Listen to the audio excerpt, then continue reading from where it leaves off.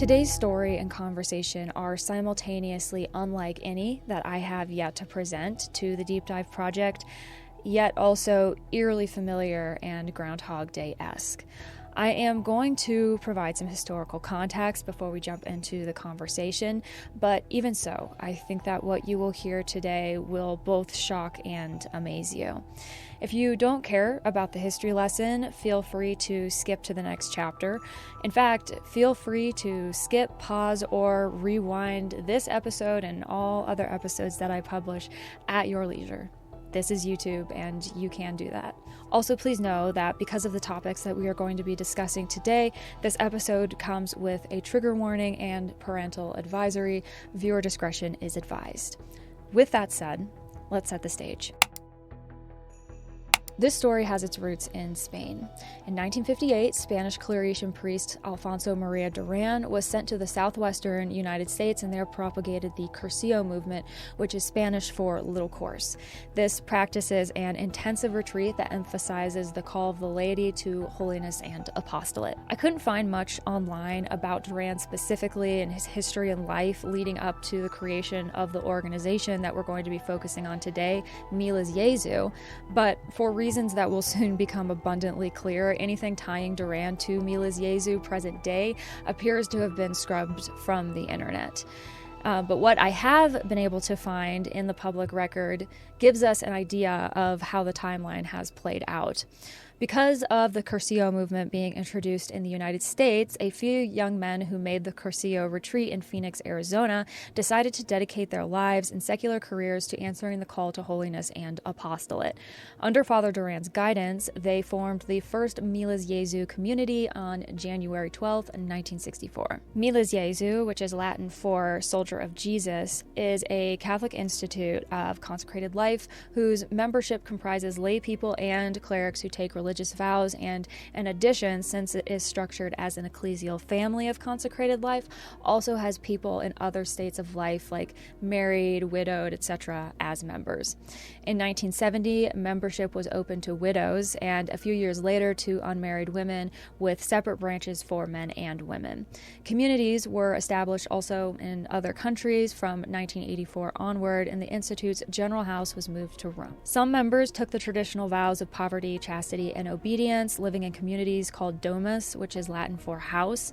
Houses were segregated according to gender and organized in a fashion similar to what is found in Opus Dei or Regnum Christi, with some members engaged in professional work and some in different apostolates within Miles Jesu. Members could be celibate, married, non-married, or widowed, depending on their membership type. Between 1964 and 2004, Miles Jesu enjoyed some expansion and close association with the Vatican, particularly from 1996 onward, when it began organizing these international congresses for converts, with the 2000 Congress held in Rome with 700 Catholic converts allegedly in attendance. Organizations like Miles Jesu, the Legion of Christ, the SCV, and so on sort of sprang up in response to a number of socio-political and cultural movements that gained popularity during the mid-20th century. Because these organizations appeared to inspire renewed interest and zeal, particularly in younger generations who were already not as devout or predisposed to the religiosity that had held sway over their parents and grandparents, the Vatican, and specifically John Paul II, welcomed these organizations and their founders with open arms and far too few questions asked. Since you are learning about this religious organization on this platform, I probably don't need to tell you that, as is so often the case, things ended up going south for a number of the people who jumped into this fresh new upstart organization. Complaints began to surface in 2004 regarding the leadership of Duran, who had been acting as superior general since he founded the organization. He was described as a somewhat domineering figure. In May 2007, the Vicariate of Rome, where the Miles Jesu General House was situated, removed Duran from his post as Superior General due to what was defined as serious mental and physical health problems. Concurrently with that, 13 members of Miles Jesu requested an official investigation into the organization. That investigation, which began in June of 2007, confirmed that Duran was essentially off his rocker and practiced an erratic exercise of authority facilitated motivated by instilling into the members an unhealthy sense of obedience that was not in accord with the discipline of the Catholic Church. In May 2009, Father Barry Fisher, CPPS, was appointed commissary to revise the practices and customs of Miles Jesu, revising the Constitution with the assistance of a council composed of members of the women's and men's Domus branches and in cooperation with the whole membership. I found a testimony from a former member and senior official of Miles Jesu named Andrew Sullivan that was published on a French blog in 2013.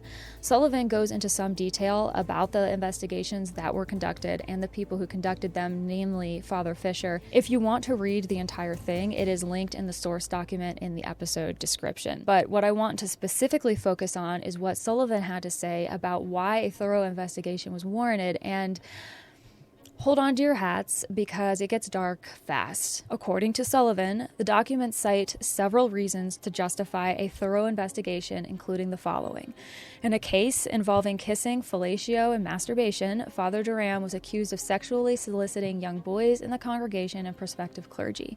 The Vicar General, along with other members, was accused of covering up the affair. Father Durand was accused of being addicted to certain drugs, including painkillers and psychotropic medications. Because of this addiction, he was constantly in a dazed state. Despite occasional moments of lucidity, he was incapable of governing. For many years, he displayed an ultra-authoritarian use of power, sociopathic symptoms, cult-like tendencies, and a complete disregard for the requirements of canon and civil law. Furthermore, mimicking the practices of Masonic lodges, a secret agreement protected Father Durand and allowed him to maintain control over the appointment of his successors. The documents also specify that Father Durand's methods of governance included keeping his subjects ignorant and uneducated. He had created a new form of obedience that destroyed the mental and physical health of his members, trampling on their basic human dignity. For example, he demanded that a member perform mouth-to-mouth resuscitation, bathe him, or administer doses of drugs. While he assured his members that these actions and spiritual practices corresponded with the purest tradition of the Catholic Church, Father Durand's methods of governance were, in fact, based primarily on techniques of suggestion, lies, humiliation, and manipulation. Under the pretext of unconditional loyalty to the Pope, members of the Catholic hierarchy were manipulated into publicly supporting the congregation, completely unaware, of course, of the group's internal methods of governance. The documents highlight that the candidates were recruited through lies and misleading promises, such as the opportunity to pursue studies, become a priest, or be sent on missions to specific countries. Subsequently, there was in fact no serious training program, and so the new uneducated and ignorant members were coerced into dedicating their lives to Miles Jesu. The congregation's constitutions were designed to ensure maximum rights for the institution and minimal rights for the members. The congregation's primary task was to recruit new candidates, raise funds, and try to implement the founders' latest unpredictable ideas. At the time of the investigation, several dozen members were in very worrying emotional states. 9 exhibited clearly suicidal behavior. I'm only mentioning the tip of the iceberg here. Entering the congregation of Miles Jesu was like falling down the rabbit hole in Alice in Wonderland into an experimental form of consecrated life that escaped the church's oversight and developed wickedly out of control. Raise your hand if you feel like you may have heard this story before. Father Durand finally kicked the can in October of 2017 at 86 years of age. Miles Jesu is still around today, albeit in what appears to be a very reduced fashion. A quick web search doesn't return many results, and any activities that the organization is currently engaged in appear to be landlocked to the Phoenix, Arizona region. The story may be over as far as anyone from the Catholic Church is concerned, but the impact that Miles Jesu had on the people it attracted was real and outsized.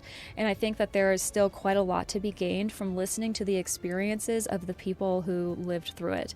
And that's what brings us here today for the longest interview that I have ever conducted. So let's not waste any more time.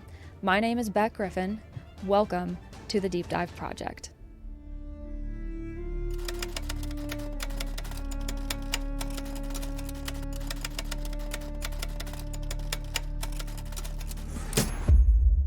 Would you care to just kind of introduce yourself a little bit and give some background for what led us to this conversation today? Well, my name is David, and I'm a convert to the Catholic Church. Quick background on me. I'm from Chicago. In the, grew up in the 80s, 90s in the hip hop world, and basically I at that time I was in that underground hip hop scene making music and stuff, and then I realized that I was gay and I hated that, and so I tried to like get rid of it by becoming religious. And in my family, my mother was Baptist, my dad was Muslim for a time, and he left that before my sister and me were born. And so I wasn't brought up with any religion in the house, no Christianity at all. My mother just gave us gifts so we wouldn't feel left out. But then when the whole gay thing hit me and I realized what it was, it really scared me. Didn't see anybody who was gay around me, didn't want it. So, they say to pray it away. I did that. And I studied the history of Christianity because I had no ties really to anything. My mother was Baptist, and so that was the closest I had to Christianity. I didn't even realize that there was different like sects, different like Catholics, Pentecostals. I didn't know any of Denominations. that. So like I stumbled on EWTN Hmm. as a teenager, Yep. and along with the other televangelists, and I just listened to EWTN more because they answered more of my questions. And I didn't know this at the time, but my dad had gone through his own religious journey, which led him to Islam and then out of the Muslim religion. So we had a library in my house, and there were these religion history books there. So Right. I ended up reading those, and then looking at, the history of Christianity led me to look into the Catholic Church. And long story short, I converted to the Catholic Church at 18. And when I did that, I had a new godmother, and she wanted to give me a gift for my high school graduation, and it was a youth retreat at this Franciscan, yeah, I think it was a Franciscan uh I don't want to call it a church, but it was like they had a center Like a out community. out yeah, just outside of Chicago, Okay. and they would have youth retreats and stuff. Hmm. So I went there for this youth retreat that was my graduation gift, and I got there a little bit early, and another retreat was ending before mine started. And this at the end of that when they did like a call out to people, it was like a mass and some prayer, and then they asked the young people who felt some type of calling Hmm. to come up to the front, and everybody had to close their eyes, and then you got up and you walked up. And I felt like that. I never wanted to be a priest or nothing, but I felt something. I just, you know I broke up with my girlfriend because I'm like, okay, if I'm gay, I shouldn't be putting her through this. And I didn't really know what to do other than just go to art school, and like I had already planned to do, but I had no sense of community. I had no Catholic people around me, none in my family. So when I walked up there, this young man named Bob, I won't say his last name out of respect for him because he's still in the organization, I believe. He came up to me along with other people of other organizations too. He handed me a newsletter, and he ended up getting my phone number because I was giving it to the different people that came up. And some were trying to get you to join a seminary. Hmm. They were I actually wanted to join that Franciscan thing for a while because I liked where it was, and I liked it, just seemed peaceful. Hmm. But they had like a waiting period and this and that. So when I left, I kind of had my heart set on doing that place for a while, but because they had me on this waiting period, during that period of time, the guy Bob from this organization that I couldn't pronounce at first, called Miles Jesu, which is Latin for soldier of Jesus, Hmm. uh, kept calling me. And he would call me every week and just, chit chat. And mind you, I'm a new Catholic. I don't have anybody to talk to really that's like my age. And he was a Right. little bit older than me, but he was like maybe 20, 21, and I was 18. Hmm. And he slowly began to invite me to go out to their place just to visit for a retreat, or I don't know if it was just a visit first and then it was a retreat. I think it was a visit first, and then after that they got me to do a retreat. But when I went there, they were way on the north side of Chicago, and I was on the south side of Chicago. And I had gotten into this like special program at the art school downtown. So I had summer classes. And then one day I took the train further north and I visited them. And to me, it just seemed like a dorm. Like I Right. took it like a dorm instead of being like a dorm in school. You're with religious people and I can go to school. And they kind of sold it to me like that. And I bought into that and I thought, okay, this is cool, you know? So I did kind of like take note that I was the only one going to school. And I had a job also working in the human resources department or something at the school. So like, but none of them had jobs, you know. They Really? were all living there and wearing suit and ties. And then there was a women's community. Like at the time they were in a an old like convent Mm-hmm. that used to be for nuns and it was abandoned or something. They had purchased it or were renting it or something, but it was like kind of falling apart. And it was all the men were there. And then up the street, they had bought a three flat, and that's where the women were. And the women wore these bonnets and were really modest. But the thing about it with me was like everybody was like excited about being Catholic. And they were like, it was like EWTN, but like they were young and it was like real life. So like Yeah. it seemed cool to me. But then like when we had they had us do the retreat, which was like I'm trying to remember. It's the steps of Saint Ignatius of Loyola. I forget what they called it exactly, but we followed. They had us do a retreat doing that. It was like 5 days, and the whole looking backwards because I started leading these retreats. Those retreats were to get you to see that you had a calling to Right. God, a vocation, and that vocation was with them. Mm-hmm. And oh, we're in all these different countries around the world. They said we're in like 12, 13 countries. It like seemed big and everybody seemed happy. And, I was young, but then like when I decided to like live there. I told my mom, and I guess they didn't take me seriously because once I moved to go there, she flipped out. And then that's when they hit me with oh, Jesus said I'm here to turn son against father, mother against daughter. Mm-hmm. Like they use that to justify why my Justify parents were breaking trying to families get me up. out. Yeah, they're trying to pull me out. And see, for me, none of them were Catholic. So like I was like, it also was my first time on my own. Like I kind of, Mm-hmm. I was young. I was young. And you were searching for something, I would have to imagine, like very fervently, and that was what was part of what was compelling you to join this community as well. It's not as if you were just taking advantage of a cool living situation. Right. Now, mind you, I did tell them in like spiritual direction and even in the confession, I said, look, I became Catholic and did all this because I realized that I'm gay and I don't want to be this. I don't even know what that is. Anybody I see gay, I don't relate to them because they're either too like effeminate or whatever.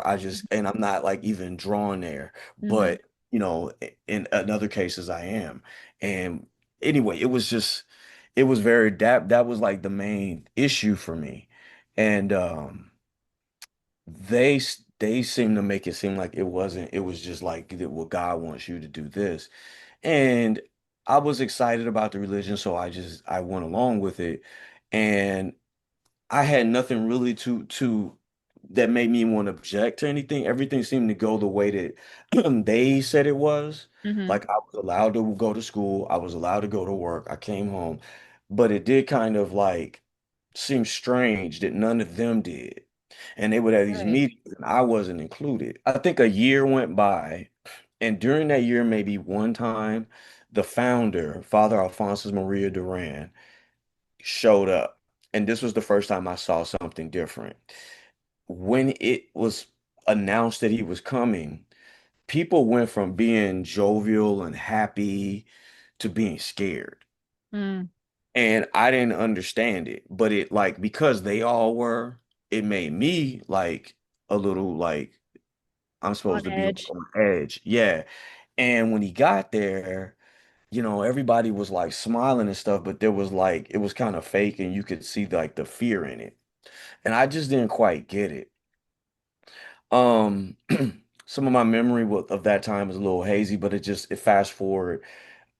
For some reason they needed somebody to go to Mexico to replace some guys who were coming from there to Hmm. Chicago or going somewhere else. And I was asked if I wanted to go. And I mean, 18, 19-year-old David is like, yo, Mexico, I never, like, I ain't really been too much out of Chicago that much. You know what I mean? Yeah, it's an So, opportunity. like I have family in Michigan, but it's like I didn't really like go anywhere. So I was excited. But then the guy Bob had told me, he said, man, don't stop going to school. And I was like, what do you mean? He said, they're not going to let you go back. And I was like, what are you talking about? Mila Jesu is supposed to be a lay organization, Hmm. right? For lay people, and who are Right. lay people? Lay people have jobs. They're in the world. That's what I was told. That's what you sell. That's what you promote. You're Hmm. soldiers of Jesus in the world. There was priests, but like the way they did the priesthood was, I found out that you got ordered to go to study for the priesthood. It wasn't like you got to say, "Well, I feel called to be a priest." They sent you, and They you would that was tell like you. out of obedience, you're supposed to go. So then you ended up Hmm. with a situation towards the end where I tell you where there's guys that at least one guy I know for sure that uh he really did not want to be a priest. And he told me himself in a very heated, passionate way. And I won't say his name out of respect for him because I know that by the time a lot of us left, he was in his 50s and he really saw no way of leave going forward in his life to support himself if he left the priesthood. And I think he remained.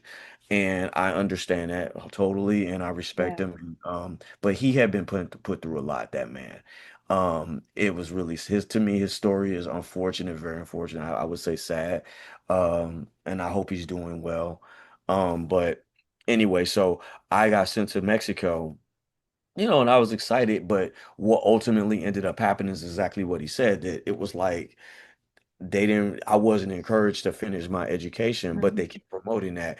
But then on the flip side, Father Duran, first of all, he made us call him Father, and the rest of the priests were called Father last name, you Hmm. know. But with him, we had to only say Father, and you had to like give him a kiss, and it was weird type stuff, you know what I Interesting. mean? Like Yeah. I'm gay, but I was like grossed out by that, you know what I'm saying? Right. Like it was kind of creepy. And so like when I got there in Mexico, first of all, the communities, I started to understand that this whole like we're in all these countries. Yeah, Right. you're in those countries, but it's just like two of y'all. Right. And the Yeah. research that I did before we sat down to have this conversation today, I was looking through the history of Milas Jesu, and I think at its highest point, what I read on Wikipedia, which take that with a grain of salt, but it was saying that Milas Jesu had something like 20 or 30,000 members worldwide, like at its height. Let me tell you what that 20, 30,000 is about. What they were doing, because I was fully part of the conversations and because we were so small Right. that I was part of trying to like grow this damn thing, thinking that it was grown, it was already fully grown. I mean, it Hmm. was technically, they had their constitutions, they were officially like in the Vatican books or whatever under Sure. religious organizations or what do they call it? Institute of Consecrated Life. Hmm.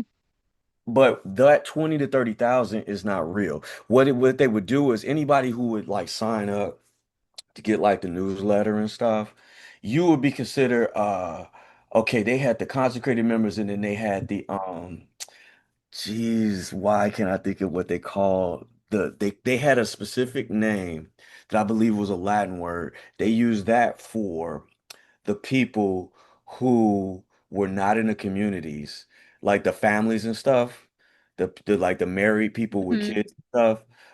It's on the tip of my tongue, but I don't they I don't have that in my research either. I didn't find that. it might pop in my memory because I have not even thought about this in years. I haven't not thought about any of this in years, this aspect of it. Hmm. So these people were considered members. It was like a white lie because okay, you're getting the newsletter and you're giving donations. Right. Uh, I mean, he was trying to sign up. The Father Duran was trying to sign up cardinals and bishops any way he could to that meant part of the organization. Like, like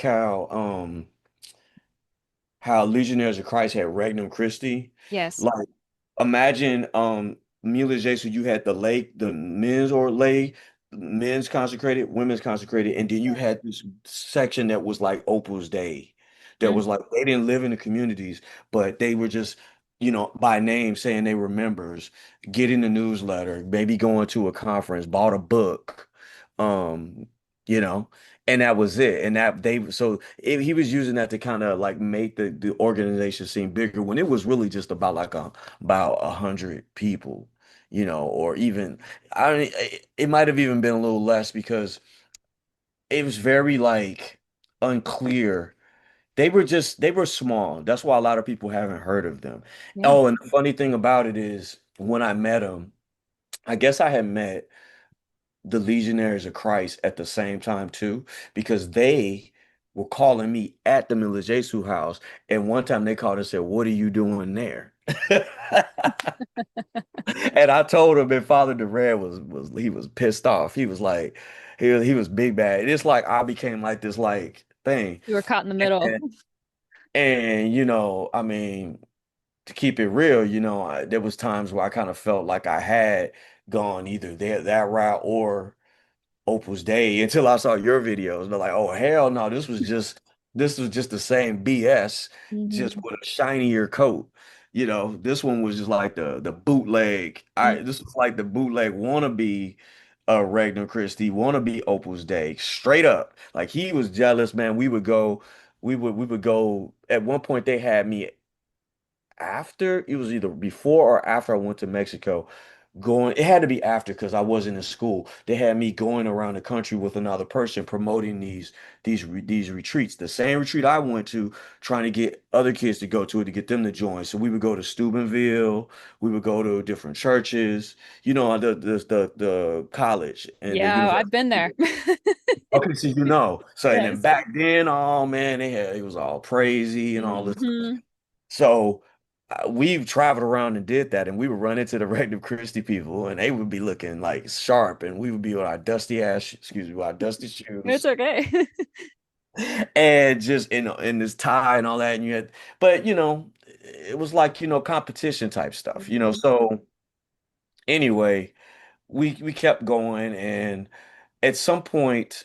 I ended up getting bounced around. Once they got me out of school, I did that for a while. Then they had me in Mexico, then Phoenix. Then I went to around this time I got the idea to do some Catholic hip hop music because there was only Christian rap, but there wasn't Catholic rap. You had one priest father, forget his name right now.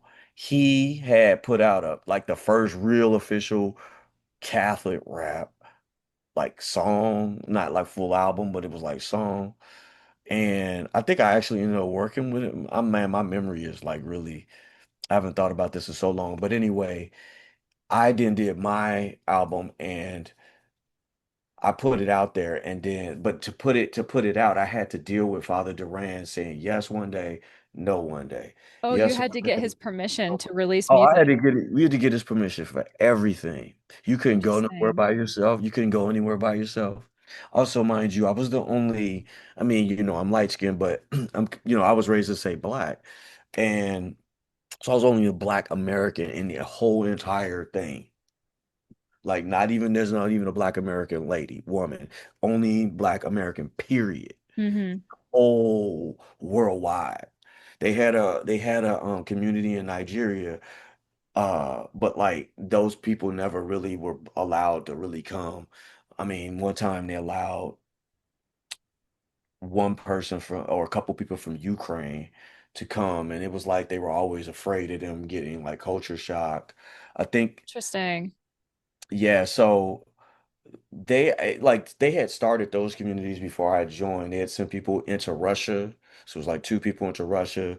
Then they started a boys' town in Ukraine. And like after they opened the doors to let people in there, the headquarters was in Rome, and Rome became the place that you never wanted to go to. Mm. Uh, it became like synonymous with like torture and hell. And because Really. that's where Duran mainly lived, and living in the same place with him there was a nightmare. Um, So the experience of like being in this Miles Jesu environment, like was it pretty okay until like Father Duran would come around and then things would go haywire? Like when you were oh, just like the day to day, was it pretty normal? it was. I mean, I've had some people that I considered friends, and soon as he came around, because they were positioned closer to him and had to do duties for him, Mm, it's like they would flip and be like not the same person, at least to to me and to others. But it was almost like they were forced to be not nice, like be harsh. Towards the end, when I last time I saw a lot of pretty much everybody in Rome, I had sat through a conversation in his office. It was Father Duran, it was the vicar at the time, and it was one or two other people. And at that time, I was the main guy of Spain. I organized a yearly convention talking about converts to the Catholic Church. It was called Path to Rome.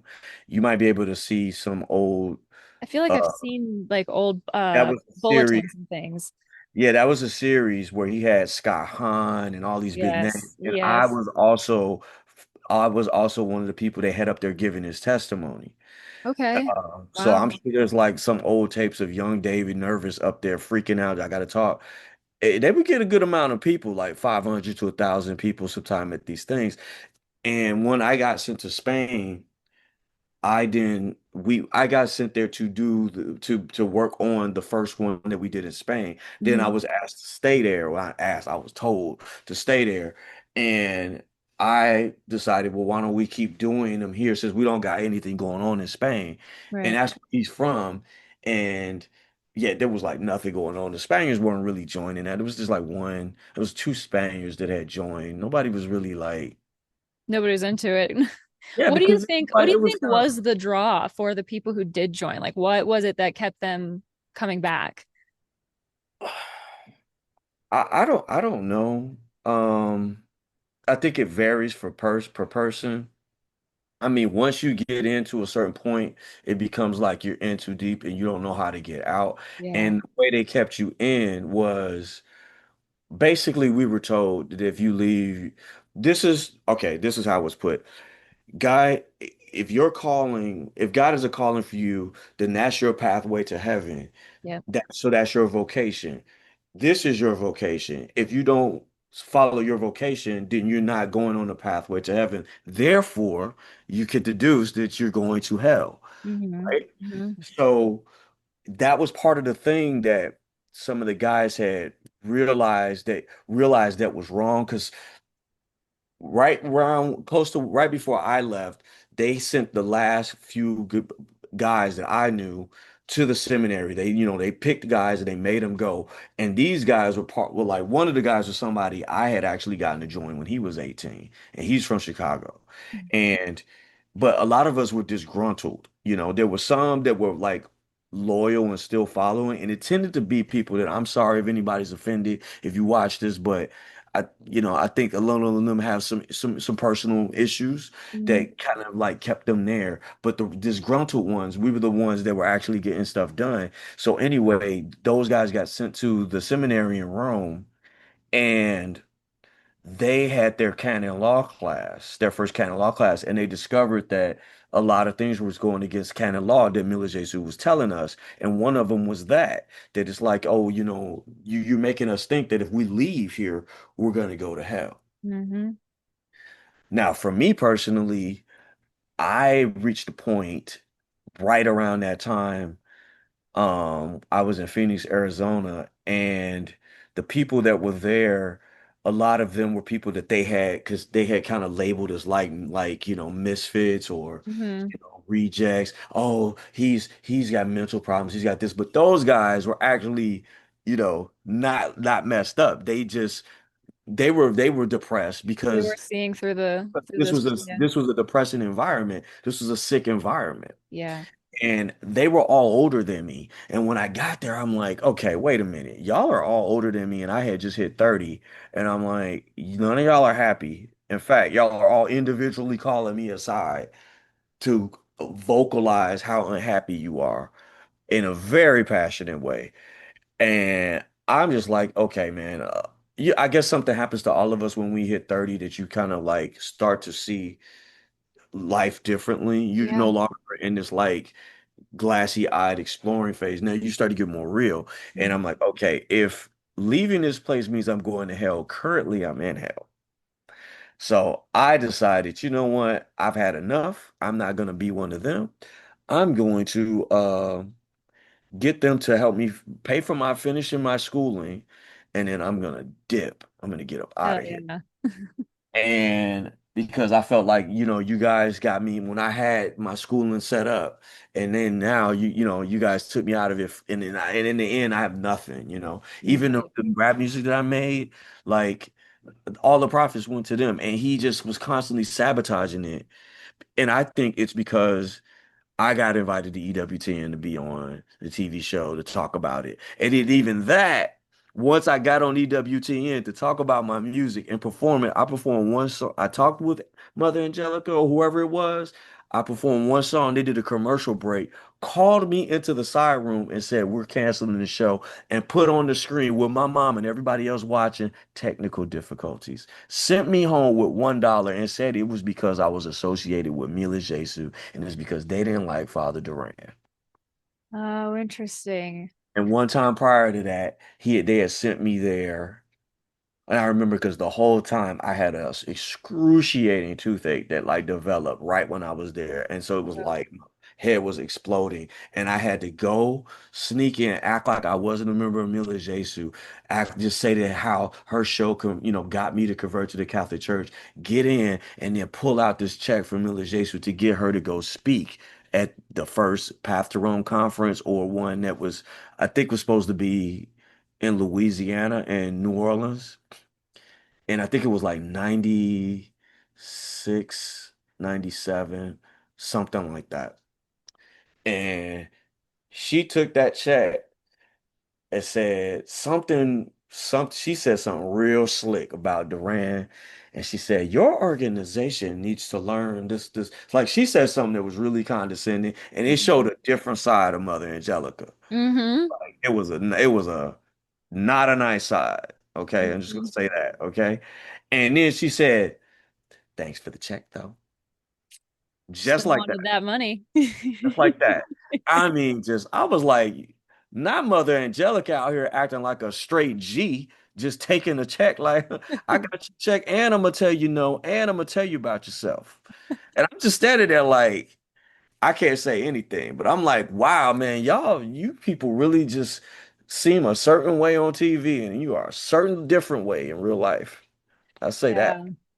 It is not the first time that I've heard truthy stories about the characters that are on EWTN. And EWTN was a like hallmark staple of my childhood. I grew up in a very conservative Catholic family. I mean, I've been to talks given by people like Teresa Tomeo and Dr. Ray Garendi. I don't know if you know who that is, but I was super into him as a kid, thought he was the coolest. I mean, I've met some of these people. So it's really interesting to be on the other side of it now and be having these conversations. And yeah, it's Did you ever go down there to the studio or to the the closest I ever chapel? got. Because I grew up in the Midwest, so not terribly far from like the Cincinnati area. Because like a radio studio in Cincinnati, I believe, didn't they? It was Texas, I thought, if I remember correctly. Okay, so I never went there. I'm They gonna had a probably radio it was Texas station. somewhere. I They had a could be radio wrong. station in Cincinnati that was called 740 AM, Sacred Heart Radio, and that was like their satellite thing or whatever. Yeah, I And think that's a different location. yeah, it is. It is 100%. But the thing about EWTN, what I've learned since kind of getting into all this work is how heavily funded that whole venture is by a couple of very significant Catholic communities, namely the Legionaries of Christ and Opus Dei specifically. They've put a lot of money into, I think, allegedly, they put a lot of money into EWTN to, further Somebody the is. message. Um, So yeah, what you're saying does not necessarily surprise me. When at what point, so you were starting to become slightly disenchanted with the entire thing. Um, at what point did you make your exit, and then when did things in Rome really start to unravel? Was that like kind of all happening in tandem? It was, yeah, it was all happening in tandem, which is kind of interesting because it's kind of amazing that it happened like that. Mm-hmm.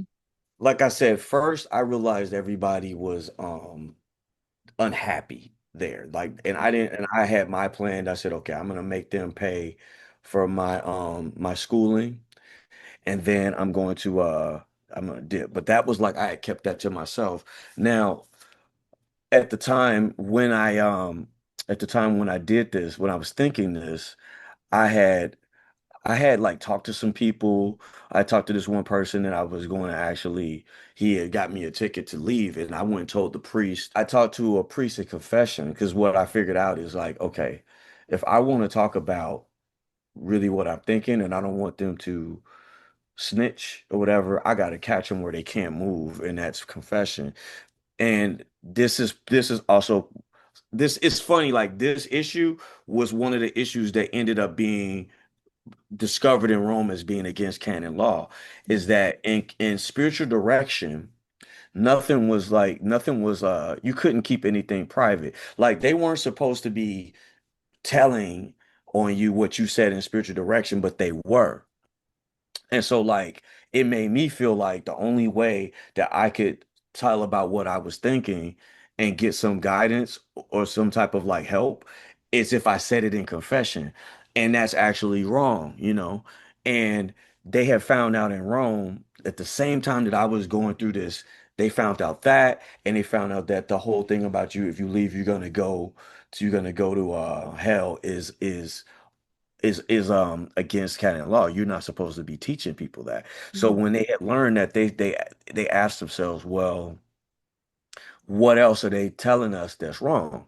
So they went to, I think, the teacher who was a cardinal, and then they divulged these things, and he was surprised, and he said, well, give me a copy of your constitutions, and if you have testimonies of things going on, because there was abuses going on that I wasn't aware of. Apparently there were some people that were being molested. Apparently there was a lot of drug use. There's a lot of a lot of money laundering, tax evasion. Um, I didn't know about any of this stuff. It was like kept secret. Um, and it kind of like I kind of saw glimpses of it because see what happened to me was I was in Spain, and then I got called to Rome for a meeting. And the thing is about and the way they did it in Mila Jesu was they had this saying called availability Mm-hmm. because the You had to be fully apostles, available to the work, to not to the work. That's Opus Dei's lingo, but to Mila's Jesu, you'd be fully available. I'm sure that's what they said. right? So and they use the quote from one of the gospels about how the apostles, like Jesus called the apostles, and they just dropped everything and just walked away. So okay, that's what they did, but today we can't plan nothing because they did that. So like if today they say you gotta go to a whole nother country, and if you're in that country and they say you got to go to another country, you got to go to that one right then and there. You can't worry about none of your stuff. So I lost my yearbook. I lost stuff like mementos, things that were mine. My passport, that had all the stamps from everywhere I went to. All that stuff got left in Spain because I was just supposed to be in Rome for a meeting and go back. And I ended up being sent to back to the United States. And And at the same time, they wanted me to be the MC of another Path to Rome conference that was going to be in Chicago as well. So that was like a leg. I went from Rome to Chicago, then from Chicago to Phoenix. And that's when I discovered all those unhappy people. And I was sent there to like rest. So like I was like working on another Catholic rap album I called Treasures or something like that. Mm-hmm. And I just spent my time doing that. And I just went to prayers and that was it. And I guess I mean, we were all going through a lot of trauma. Um, Being around Iran was so stressful. When I was in Rome that last time, I witnessed one time as I was going to bed about five guys trying to hold down one priest who was the vicar at the time. He was struggling and fighting with them in this little room with bunk beds, and he was asleep. Okay. He was asleep.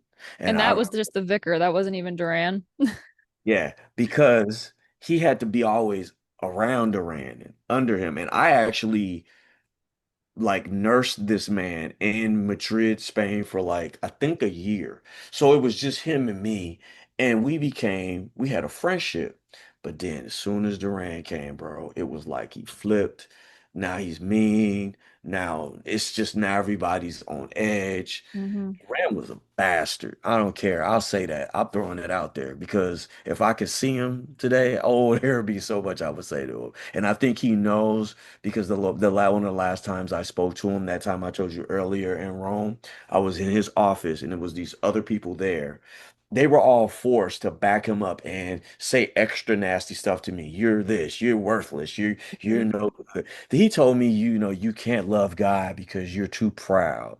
And I was taking this stuff to heart, but then I had reached a point where I had been so damaged and I was so sick of the lies. They were used talking down to me because I don't know, for some reason he didn't like me. Sometimes I think, and I had spoken with some of the other guys that he might have been a little bit racist. I'm not a person that jumps on that. Because I'm not a dark skinned person, so like I don't really receive the type of treatment that a darker skinned person receives. You Sure. know what I'm saying? Yeah. I get passed for Latino. I get asked what I am all the time. But the stuff that he did looking back, like one time he put a picture of one of the young guys, this is a white guy, Ukrainian guy, and put him on the altar and then put his picture of himself when he was young. And it's like we're praying, the tabernacle's right there. He's just on and on about how good looking he is. What in the world? And the one of the people he started Mila Jesu with, if you look back into history, was a man named Paul Murphy.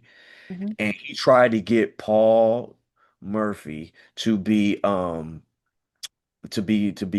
sanctified, like canonized. Got it. Uh, Yep. so he was trying to get people to pray and say these prayers to him to get some type of miracle to happen. And the story goes that Paul was an architect, and when he met Durant, he made a Cursillo retreat. The Cursillos was like what started all of this. He did one of the Cursillos. That movement, Father Durant was part of the what was the name of those? They're not Franciscans, but I forget. Saint Aloysius of Gonzaga was the patron saint of this religious order. But anyway, I don't think he was a Jesuit. I can't remember exactly, but they brought the cursillos from Spain, which is just Spanish word for little course. Hmm. It's a course, Hmm. like little, Yep. So they brought him over, and then Paul Murphy was one of the people that joined it, and he like had some type of conversion thing, and he broke up with his fiance and dedicated himself, and then that's when they started Mila J. It was these guys who Got had it. a conversion experience at the Cursillos and decided to live together to continue the seventh day or whatever that it was called of the days of the retreat. The seventh day is when you go out in the Mhm. world as a lay person and live for Jesus or whatever. Sure. I'm paraphrasing because I vaguely remember, but that's how it started. And it was founded in 1964 in Phoenix, Arizona. So that house that they have there to this day is the founding house. And that was built with Duran and father and Paul Murphy and his money. And then Paul Murphy got a brain cancer. He had a tumor and then he passed away. And then from there it just grew. And there was a mother and her daughter who joined, who then started the women's community. Um, and from what I've heard, the mother passed away years ago, and I think her daughter's still there. When I was in the organization, she had a son. They didn't know anything about him. They didn't know where he was. Mm. Um, everybody, you were told you couldn't go home for funerals. Uh, you could go home for birthdays. You couldn't go home. There was one. That was going to be my question, like what your relationship with your family was like throughout this entire thing, or like what people's relationship were you even allowed to cultivate personal relationships? like friendships. No, in fact, if your parents were against you being there, they did everything to cut you off from them. It was bad. Now, yeah, you could talk to your parents if they were giving money. And so you had some people who, because everybody comes from different backgrounds. So some people Right. come from a more affluent background. One guy was a priest whose dad was a millionaire. And he grew up in Beverly Hills. He was like grew up a rich kid. He's one of those people that rejected it all. And he was always at odds with Father Duran. Like you would think Father Duran hated him. Um, but yeah, relationships with parents are bad. One guy that I got in to join when he was 18, who was one of those who got sent to study for the priesthood, and then they went to that canon law class. Right. He his mom really was like going out of her way to try to get him out. So then they sent him to Rome to get him out of the country. And then from there, he got sent to Spain, to Helsinki, and was bouncing all around the place. And when things fell apart, he was one of the main characters. They were collecting testimonies from people, and that's when all the abuse stories came out. Simultaneously, I was in, Phoenix, and I had asked to leave the community with the person I chose to first recuperate because like living under them was such a stressful thing. To go out into the world was like you had to take baby steps. I Yeah. was able to get permission to do this because things were falling apart in Rome at the exact same time. Otherwise, I would have never gotten that permission. Never, Mhm. never, ever, ever. And I guess Duran, if I remember correctly, he had a morphine addiction. So like he was losing his mind. The last time I saw him, I keep going back to that one meeting in Rome. They were saying all that nasty stuff to me, and I looked at him, and I think he knew that I wanted to hit him in the face. And because he said, "What's that look on your face?" And it took everything to change the look on my face. I wanted to hit him in the face because I was so sick of the lies and the BS. Because he was lying to my face and talking, basically trying to tear me apart. But it Right. was straight up lies. It was straight up lies. And everybody in the room knew it. But he was doing it anyway. And it was so bad that one of the taller guys, when we would have mass or any prayers together as a community, he would stand his big body in front of me. I'm 5'9". He was like maybe like 5'11", but he was kind of, heavy set to try to block me out of his view. That's how bad it was. Holy This man cow. would be saying mass and he would just like stop, just be frozen, holding the host or just standing there. And it's like, man, you're not having no damn rapture. You're not having no vision. You just is some beer. Then he would just start saying, praise God, praise God, praise God, Oh praise God. It was gosh. like it was psychotic. And then Hmm. he would be tearing people apart in the homily. The homily, he would do this thing that used to really piss me off. He would talk down to us and say, y'all, basically call us stupid Hmm. and kind of worthless because we didn't have college educations. But why didn't we have college educations? Because he didn't let us get college educations. And then he would praise the priests for being more educated than us, but he forced them to go to the damn school. It was ridiculous. And this was in the sermon during mass. Were there non-Milas Jesu members present at these masses, or was it only like within the Yes, community? only within the community. And then, so like after the fact, after there would be these weird episodes during a service or whatever, would people kind of take up and like defend that and try to rationalize it, or like what did people talk about it at all, or was it just something you kind of agreed not to acknowledge? You had to be careful who you talk to because you Mm. didn't know who would tell on you. So like we had gotten to a point where we had like a code word called purple footballs or something like that, meaning that if they asked you to poop out a purple football, you had to make it happen. You had like they would ask us to do the most ridiculous, almost impossible things.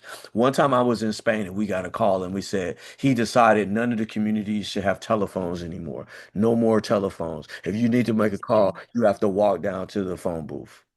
Interesting. And you Do you had know to if do it. Do you know if your correspondence and that kind of thing that you sent out was read and like intercepted for Oh you or anything yeah. like that? Yes. I'm asking only because not because I'm trying to lead you or anything like that, but everything you're describing is so similar to what people have described experiencing at different points in Opus Dei. Aside from the flailing priest part of it, that's a new element. But the control and the behavior modification and the, restriction of where people can go and all of, I mean, it's really interesting because it's very recognizable. Yeah, I don't mind you even bringing those things up because I've totally forgot about that aspect. Mhm. There's like so many aspects to it. Like even with the whole like when he would like stop and say these crazy things during mass, that was around again, that was towards the end before everything fell apart, like the year before. So this had to be like '06, and I left in '07. He he earlier sometime, I want to say this was before 9/11. I'm almost sure. So this had to be 99 or 2000. There was a time where I was in Chicago and he came from Rome to Chicago, but he went to this monastery or like this convent outside of Chicago. I didn't know at the time, but that was like a rehabilitation place. Okay. And he was kind of like bitter but quiet. And I think right prior to that, because around this time I had that stuff going on where I had just put out that rap album and EWT, like I had no idea would take off when it did, and I was getting called by these like super orthodox Catholic newspapers to like do give like a little interview and stuff, Right, yeah. and because I was this like novelty.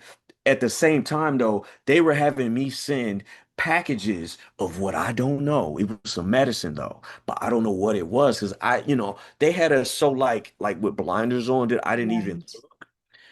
but thinking back on it, this was dangerous because they had my name on this package, sending it to him. I had to put rosaries or religious gifts on it, but I didn't know what the hell that was. That was morphine. Wow. And he was having the women. Now, the women, they had to dress modestly. They were almost exactly like how the Regnum Christi women look. Hmm. Um, the men, we had to wear suit and ties all day long. And they were always hand-me-down suits and stuff. So everything was hand-me-down. But they had me sitting, he would have the ladies. I heard he had them traveling to Europe and traveling to different countries with stuff in their bags that they shouldn't have been traveling with. They could have gone to jail.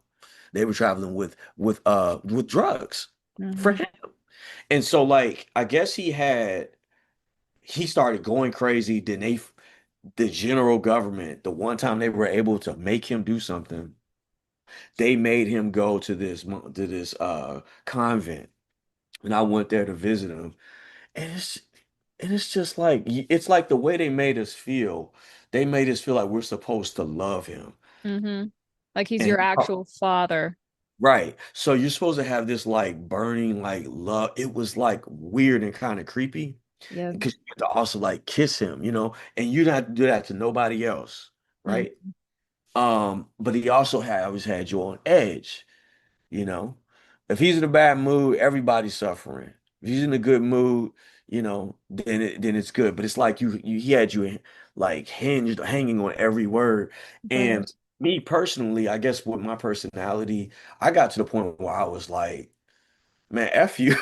Yeah. Man, F you, dog. Like seriously, like you won't be acting like this, man. I just want to say good morning to you then. Hmm.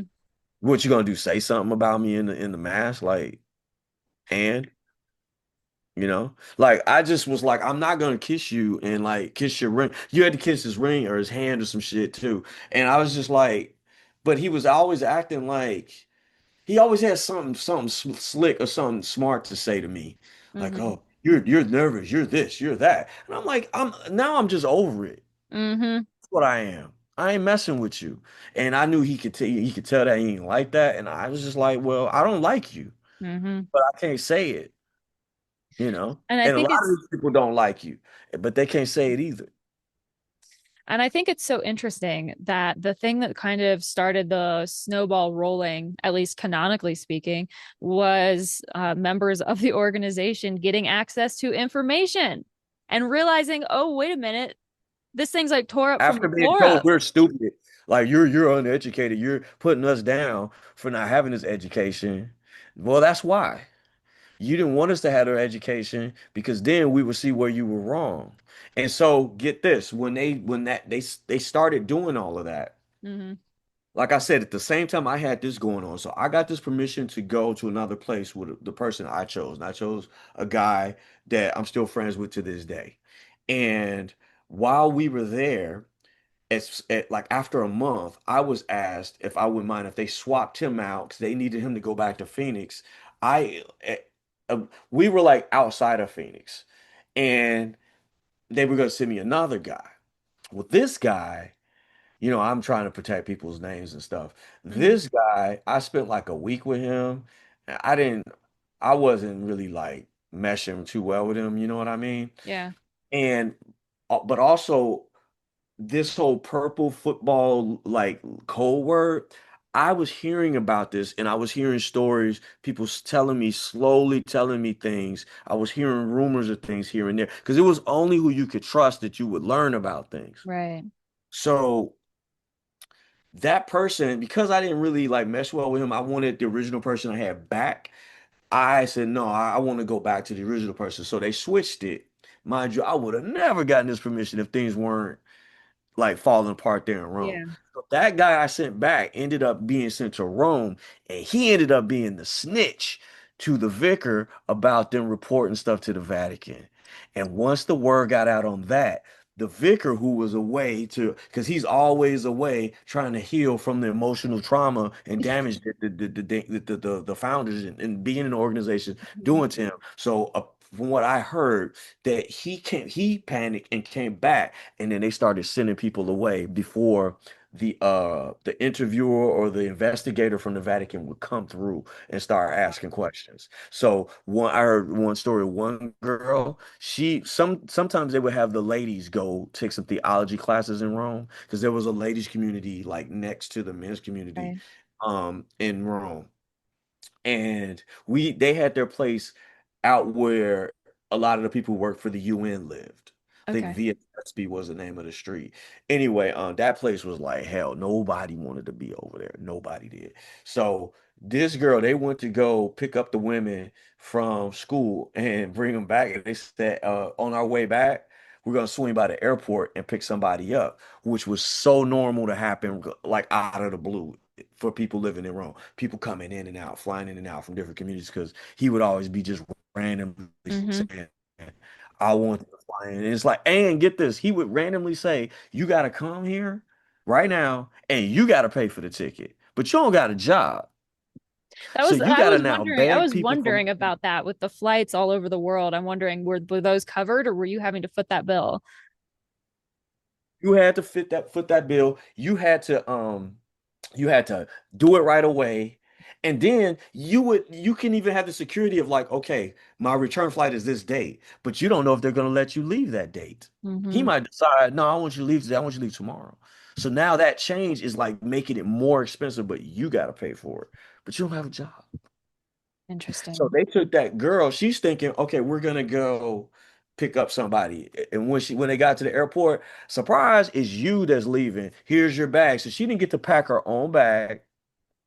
She didn't get to make sure she grabbed anything that was hers. Like same thing that Wow. happened to me. Like you lose your personal stuff because you're not expecting this. Is out of the blue.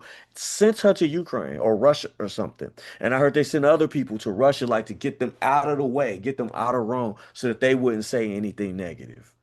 Dude, I heard some crazy. I'm trying to remember like some crazy. Like some guys, like they ran out and got a hotel somewhere in Rome to hide. Like it was just, I was like hearing this. Meanwhile, I'm over in Phoenix and I'm about to rent a place in California. I'm about to enroll in school. I'm about to get my education and they'll be like, I'm out of here. I'm hearing this stuff. When I finally found out that they were coming to get everybody who might say anything negative. They were trying to put people in place to make it look good in Right. front of the freaking investigator. They came to come get me and the person I was with, and we were in Tulare, California. We had only been there maybe 2 or 3 weeks. We had just gotten furniture in the place we were renting. We went out to return some DVDs to a library, and I wanted to go to confession.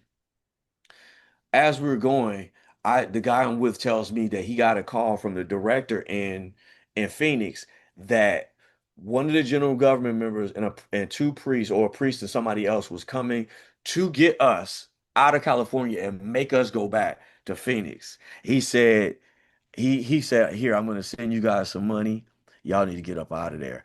By the way, I'm at my mom's house now, and so is also left. Another person, he's like hiding out somewhere in Nigeria." I was just like, "What?" So then the person I was with, he had happened to get a call from his brother that morning, and he said he had some points, and he knew that he wanted his brother to come visit him. And he knew he couldn't travel by himself. He always had to travel with another person. So he had enough points for two of us to go there. And he said, "Yo, Dave, my brother said he could get us points in a flight out." I'm like, "Yo, call your brother right now. Tell him book them flights right now." And I said, "When are they supposed to be coming to get us?" And they said the flight supposedly was landed at 7 o'clock p.m. today. It's now 8 p.m. and we're not at home because we left out to go to the library and to confession. So I was like, "Are you shitting me?" So we stopped.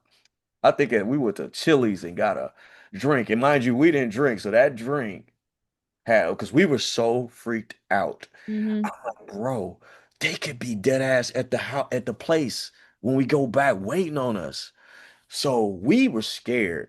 We knocked back our drinks, went back. We're creeping around the corner in the car. We don't see nobody. So we run in the house. I got 5 seconds to decide what I'm taking with me and what I will never ever see again, ever in life. Because I'm abandoning this place. We threw everything in the bag, jumped in the car, and drove straight to the airport. Then the guy I was with, he rigged the phone in such a way that I don't know how he did this, but like it wouldn't ring. It would just go straight to voicemail, but there was no voicemail message. So what would happen was when they would call our phone, it would just go boop, and then it would start recording. And they didn't know what was going on. So it was recording what we were hearing them say. Wow. Well, they were like, "Man, something's wrong with this phone." And then you can hear the one general government member say, "Yeah, well, that's why we're here. We gotta come get them." And I was just like, "Oh man." So then we stayed up all night in the car at next to the airport in the parking lot waiting for our flight. And it was like a red-eye flight, like 4 in the morning. We Oh. hopped on that. It had a layover in Vegas, and then we were ending up in Tulsa, Oklahoma.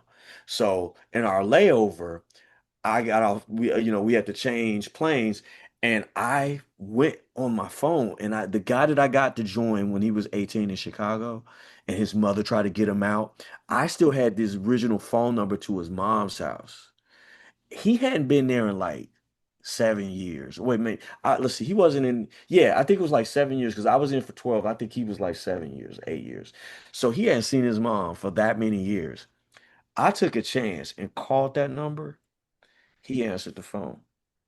The shock of that, just the fact that he answered the phone at his mom's house in Chicago was like, "Oh, this is real." I was like, I don't want to say his name. I'll just, I'll give him a fake name, Frank. I'm like, "Frank," and he's like, he heard my voice. He didn't even say, "Dave, hey, what's up?" He just went, "Okay, okay, listen, listen. All right, so and so is here, and he's hiding." He went straight into, and I'm just on the phone in the bathroom in the airport, listen to this, like, what? Now I'm freaking out because I had just made plans. I had just enrolled in school. I had my way of getting myself out of this. And now I'm hearing this.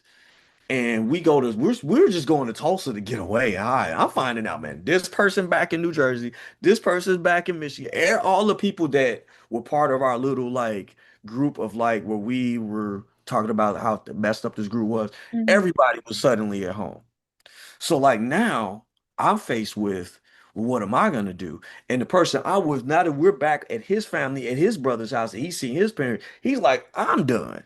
Now Mhm. I'm like, I'm expecting him to be with me in California because I'm not quite ready to go. Because they would tell us, if you were in the real world, you would fail. He would straight up say that. Uh-huh. Durant would say that. You would fail if you were in the real world. The real world is tougher than we are on you. It's way harder than we are on you. And you wouldn't make it and this and that. So like I just, going back, I didn't know what I would, like I just didn't know what I would do. I wasn't quite ready Sure. and I had a straight up breakdown. And Hmm. I ended up actually going to the emergency room because I had a therapist that said if you have suicide thoughts, go immediately go.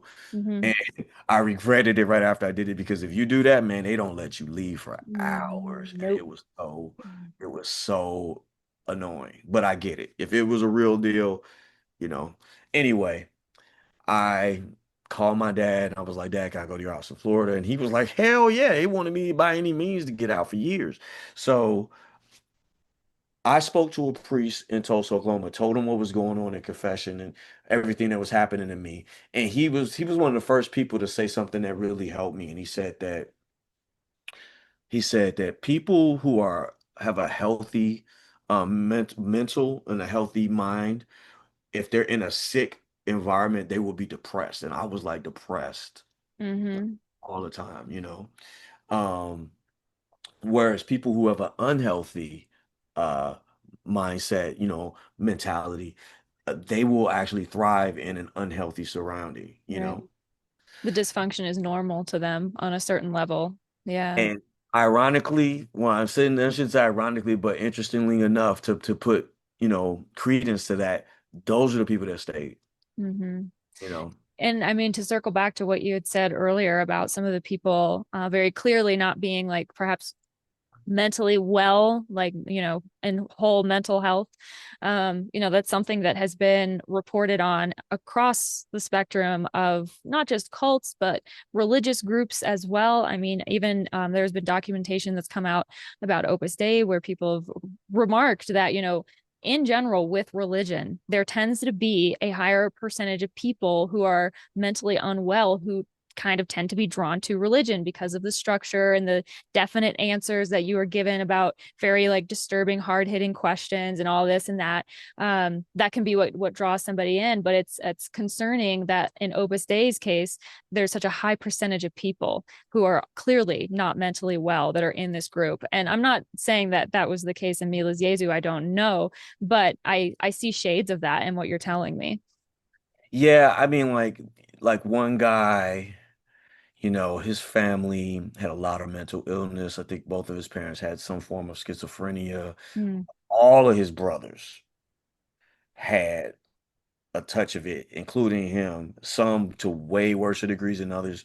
Um, I mean, there was you saw a lot of well, I know one person who was abused by his dad and then ended Yeah. up being, in it and then being abused by Mm. Durant. Um, because I'm not, divulging anybody's name, I'll say his story because it creeped me the hell out. Because I didn't, I almost think that some stuff he kind of like didn't do around me because I was straight up about the gay thing. And he told me one time, this is when I first realized that my spiritual direction conversations were not sacred and were not secret, not like kept just between the Hmm. two people. Because I told my spiritual director was a priest, and I told him about my struggles with, attraction and stuff like that. Like how they would have temptations with the girls, I would have my own form of that.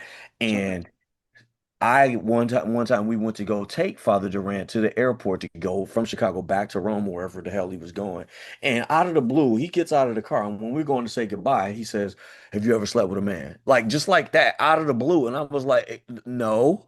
And I'm like, "Where the hell is this coming from?" And he was like, "You're not gay, you just have gay tendencies." Uh-huh. Yeah. I've heard that I was before. I was just like, okay, whatever that means. I thought that I was just in shock because the person that my spiritual director who knew was the one I was telling about this was standing right next to him. So I'm Mm. like in shock that he's saying it. And I'm looking at him like, you mother.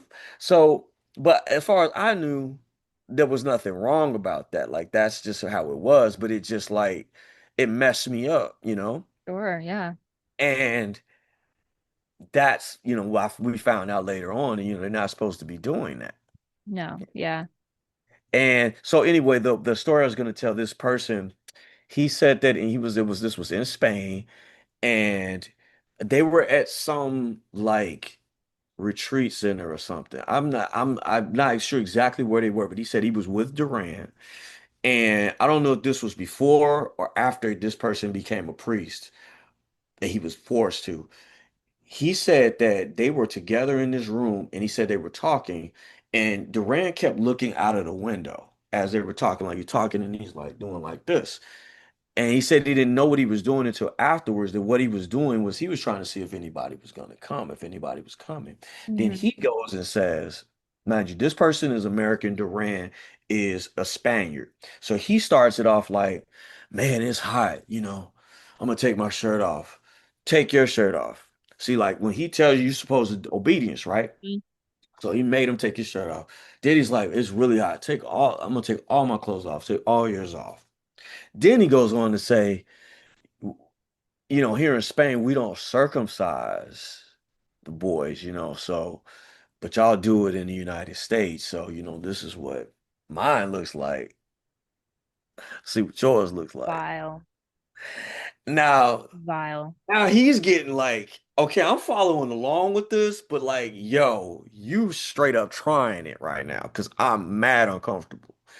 And I guess that's around that time somebody was starting to come.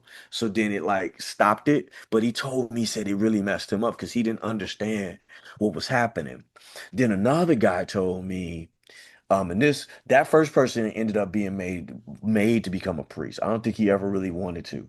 And then the second person never became a priest, but he told me what happened to him was they were in a room and like he was in the room with him and there was a bed. And I guess like sometimes he would do this thing where he would make it seem like it's godly, but he would like hug. See, he didn't do this stuff to me. Maybe because, like I said, I was straight up about my situation was, but also I kind of like, yeah, I might be gay, but like that don't mean I'm attracted to you, bro. Like I'm picky, bro.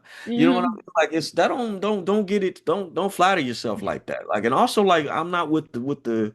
I wasn't abused as a kid. Hmm. I didn't go through none of that. Hmm. If I was a bad kid, my dad would whoop my ass, but that was about it. You know what I mean? Like I Yeah. didn't have no like creepy uncles or nothing. None of that. No creepy cousins. So you weren't Nobody. as predisposed to that type of, I mean, because it's been proven, scientifically proven, and also pedophiles who have been interviewed have admitted, that they look for a certain type of person to prey on, and it's a person who has certain markers, and being a victim of that type of abuse in your youth makes you more liable to be re-victimized later on, just because they can seem to be able to spot that. Right. Yeah, it's interesting. Like I never really, I mean, I'm surprised I never really put the two together like that. But I just knew that it seemed like he knew to not do some stuff to me. Mhm. But I saw enough to believe their stories. Like 100%, I believe what they told me happened. I could envision it. But it's like, it's interesting that he made sure he didn't do that. Because like I wouldn't have like gone along with like no, not at all. Like I told you, the man must have known that I was ready to punch him in the face for real, for real. Mhm. And um and he's lucky, boy, man. He's lucky he had his little goon squad. Cause like he had me hot. I was like, man, mother F you. For real, for real. But yeah, apparently he got this dude where he was hugging on him or something. And then mind you, he makes you kiss him, right? Right. Kiss him on the lips. And he said he did it, but then like the next time he did it, he held it. Before he knew it, he threw his tongue down his mouth. And I was like, yo, what? And then he said he tried to pull him down on the bed to lay down. And he said it was just like, and this is a straight man. Like this Mhm. it is just like just Assault. telling it is grossing me the hell out. It's just straight up grossing me the hell out. And I'm just like, yo, this dude. Then I found out later that so that was like the end of that person's story. I don't remember exactly the rest, but he told me, he said he was embarrassed to even tell the story. You know what I Mhm. mean? And I heard later on too that there was a guy. Oh my God, that's right. There was a kid in Ukraine. We had a boys' town in Ukraine, right? Oh, And really? Yeah, look that up. You'll see it.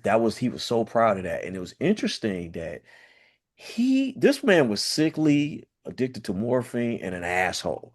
And he was a hell to get to go somewhere. If you was forced to be his secretary, Hmm. oh man, he said he would make him pay up try. He would make you help him try on like 20 different pair of pants. And at all hours of the night, you would have to give him an enema. He couldn't do it by himself. You had to do it. There was a couple times I left Rome to go back to Spain, and my flight was early in the morning, and you had to say goodbye to him. You couldn't just leave. So if he was taking a shit, you had to go in the bathroom and kneel down next to him while he's sitting on the toilet, pinching the loaf. It stinks to all hell, and you got to kiss him. Did this happen to you? Yes, to me. Oh yeah, it happened to everybody who got Wow. caught up like that, and it wouldn't be just me in that room in that bathroom too. It was weird as hell. I didn't have to do the enemas though, but I'm just saying, like when I had to leave, I had to say goodbye to Yeah. him in the state while he was there, and it was Yeah. just like Yeah. this is so damn weird. But then I heard that they had to always give him like he got to the point where he couldn't defecate normally. He always had to have an enema, so they'd always Hmm. do it. Hmm. Sure. Anyway, there was this kid that was in the boys' town, and apparently he had threatened to go to the authorities about having a relationship with Duran, like a sexual relationship, like he was like his boyfriend or something. And they went through all of this trouble to hide it. Like all this trouble. I, at the time when it was going on, I, I think that was around the time when I had gone to Poland for this youth tour because when I did that rap album, they had put me on the cover of the U magazine. Like in front of this red VW car that was his in my stupid suit and tie. And I had to go and perform and give my testimony in these churches that had the worst acoustics for rap music you could ever imagine. And around that same time, there was other people that were like coming and going, and there was these like quiet little meetings. And apparently it was about that this drama was this side drama was going on while I was there, if I remember correctly. And they were trying to keep that from getting out. That apparently this dude was about to like he was trying to blackmail and he was going to reveal it to the authorities and he was asking for money or something. And they Like managed a to, former member of Mila's Jesu was doing this? yeah, but he was like they see it was Poland and then some of the people there were coming from or working in the boys town that was in Ukraine, Hmm. Lviv, I think. Um and Anyway, I don't know all the details of it. I just know that I think he was asking for money, and it was like they couldn't really like. It was one of them things where it's like they didn't want everybody to know, but Hmm. I some people had told me some things that I could see what was going on, but I just didn't know the details. But Yeah. yeah, it was a guy that was claiming that he was like his boyfriend or something. Hmm. But it's like I didn't get the full details Yeah. until because like at the time I was told the story, but it was like this man is lying. Like it was they were told to me like he's lying.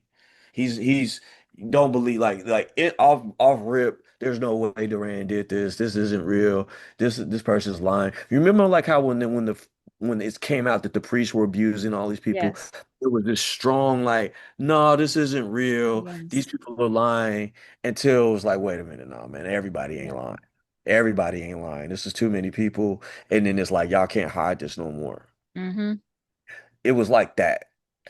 I totally forgot about that. Oh my God.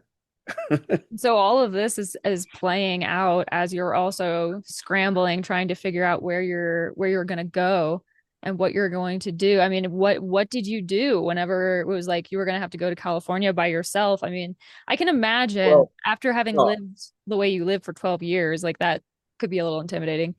Oh, it was very it was like coming from Tulsa.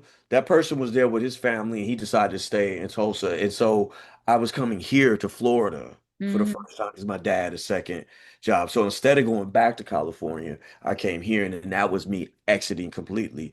When I got on the plane and I arrived here, As soon as I saw my dad and my stepmom, I instantly felt 18 again. It was the weirdest experience.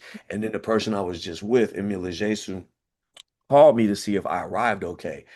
And I felt two things at the same time. I felt like I knew him and I felt like I didn't know him at all. I was like, who is this? But a part of me was like, well, that's so and so. But I felt like, but who is that?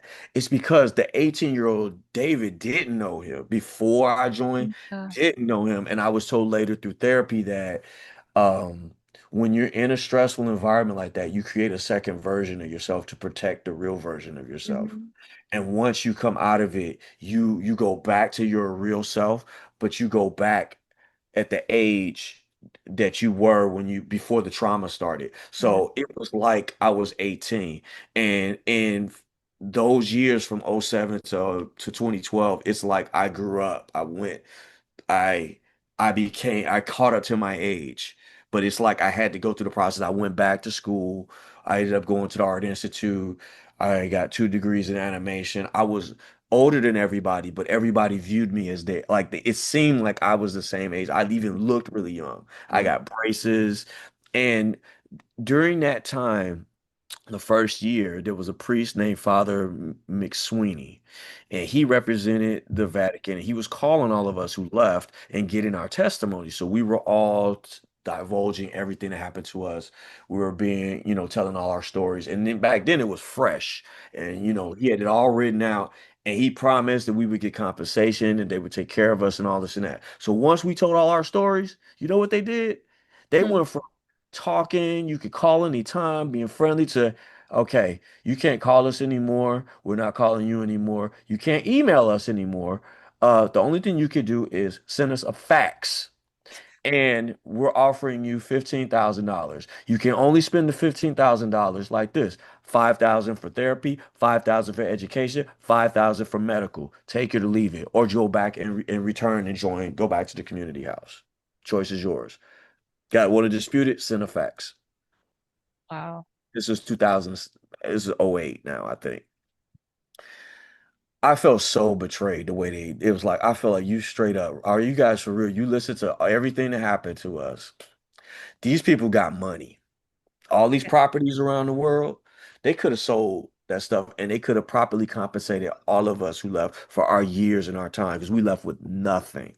Mhm. Okay. Nothing. I And I, was lucky to have just a little bit because the one of the directors had sent both of us some when we were in California just so we have something to get out, to Mhm. get away. And then, they wanted my godmother who was dying from cancer to leave them in their will. Now, mind you, I hadn't seen her in 5 years. And the first time I'm seeing her coming from Rome to Chicago, leaving all my stuff in Spain. I'm going to see her. She's taking chemotherapy, and they want me to say, "Yeah, tell her to put us in the wheel. Tell her to put us in the wheel." I said, "Oh yeah, yeah, I'll do that. Sure." I went to go see her, and I said, "Look, let me tell you everything these people are doing. Do not put them in your will. Let me tell you exactly what's going on and what has happened to me." Because part of the reason why I joined and stayed in the organization in the first place is because she thought it was okay. Now, Mhm. I'm not criticizing her, but she knew this, okay? God bless her and I love her because what she ended up doing something I never even expected. And she ended up leaving me in her will.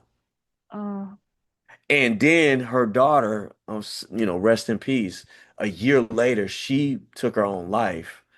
wow. Think because she had originally, before they even met me, before I become Catholic, her daughter had met me with Jesu and was part of them for a little while. And for some reason, it didn't work out and she left. And I'm not fully sure why. I kind of have a hunch, but like, I just don't want to. Well, Yeah. her name, there's no names involved, so like, it was something to do. I think she had some guilt for an abortion. I think that's what it was. Mhm. She had guilt for having an abortion, and it messed her up. And then Mhm. when her mom died, it's like, I think she went into some type of depression and she ended up taking her own life. And then she left me someone. And I was just like, I hadn't asked for any of this. Mhm. But so I was able to use some of that to pay off school to help me get straight. But like because she had been part of them and then left, when I had originally met them, and remember I met them at the retreat, she paid for me when I graduated high school. I asked her, I said, is this an okay, legit organization? At first she said no. Then later on she said, well, I think it's okay. And I'm not really sure. I think she said no because of her daughter the first time. Then maybe she thought it was more on her daughter why she didn't stay and not on them. Right. And so she thought, well, maybe it was be okay for me. But then when I started telling her years later, like what was going on, she believed me 100%. But she never told me what she was going to do. I just said, don't leave them. Do not do that because they're just going to waste your money. And I don't, I Is was like, that is that something that they would commonly do? Ask members with dying family members to see if they would leave? Yeah, yeah. "Yep." And I have to imagine when all of this was falling apart and they offer you the pittance that they were going to offer you, there were probably people I'm assuming who left who had spent even longer amounts of time in Mila's Oh, Jesu than you, so they had even less 20 time to try years. to start over. 20 years, 25 years. Oh yeah. Like I was on the low end. I was on the low end. And I that's part of the reason why I was already going to leave, even if things weren't falling apart, like all of that stuff got sent to the Vatican. I just would have left without knowing that they were wrong on so many things. Because there were people that had left before this. And Sure. like one guy, I'm talked to here and there. I know it messed him up for years until like everything hit the fan and I left and I reconnected with him and then I told him what happened because he had been living in this he had left and then he came back then he left again and he was gay and he struggled. And I think that a lot of them who never got the chance to hear how messed up what they were teaching us was that even the church just to made them change their constitutions and everything. They aren't the same the way they were before. However, I do think that a lot of those same general government members are still there, and old habits die hard. You know what I mean? Yeah, because So the I believe, organization is still in existence, right? From what I understand. I mean, I just saw something, I think yeah, uh maybe not even a year old. They're trying to raise money to expand their chapel or whatever in Arizona. in Um Phoenix, so yeah. I so heard something about that. Yeah, they had a school that they were trying to do there.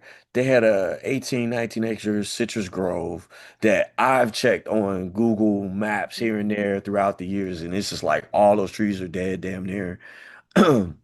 Those grounds, those grounds where those trees were, man, those that was the place where individually priests and consecrated ladies would take me for a walk through there and be screaming the top of their lungs about how much they hated being there, how they felt so whoa, stressed out, how they were so miserable, screaming. One priest whoa. I fucking hate it. Like just going off. And when I saw that, I was like, man, this is hell. Hmm. That's when I had personally made my decision, witnessing that. And they're still there. Man, Wow.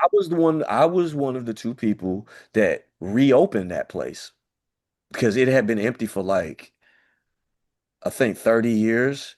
And we decided to reopen the community there. There was I saw like a dead dog. There was a closet that had been closed for all those years that I had to clean out. There was three dead cats in there that were just like Oh. flat, like carpets. Hmm. I had to peel up. Ugh. There were scorpions and black widows everywhere. Oh yeah, I was cutting the grass. There was infestations of fleas. Like it was so much. I Were was you of ever paid for any of this work? I'm just asking. hell no. Hell no. I wish I was. And if Hmm. you had a job, you gave them your check. There's one guy, listen, if he ever sees this, bro, man, I feel sorry for you, man. He's a pilot. He was a pilot for United Airlines. Man, they were straight taking his checks. And listen, he's still there. I know he had got married and got divorced. I really liked him. He was a really friendly guy, really nice guy, but they was using him for his money. So he would fly. It's like it was weird. It's like, okay, so he can work a job. He can fly by himself, stay in hotels. It's all cool. But the rest of us, we can't get a job. We can't get a degree. And you put us down for that. Mm-hmm. But then he walked in with this, and he's like a captain pilot, so he's making good money, and y'all taking Yeah. his whole paycheck. Wow. Wow.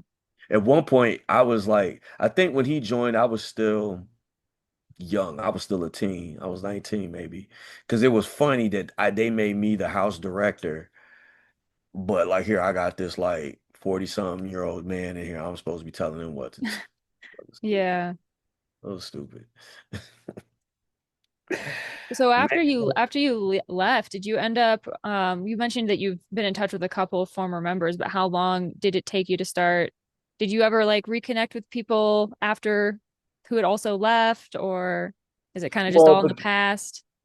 the guy that I left California with, the one who I stuck with, Yeah. and he left with me, in Tulsa. I mean, I just talked to him today. He sent me a text today. I was the best man at his first wedding.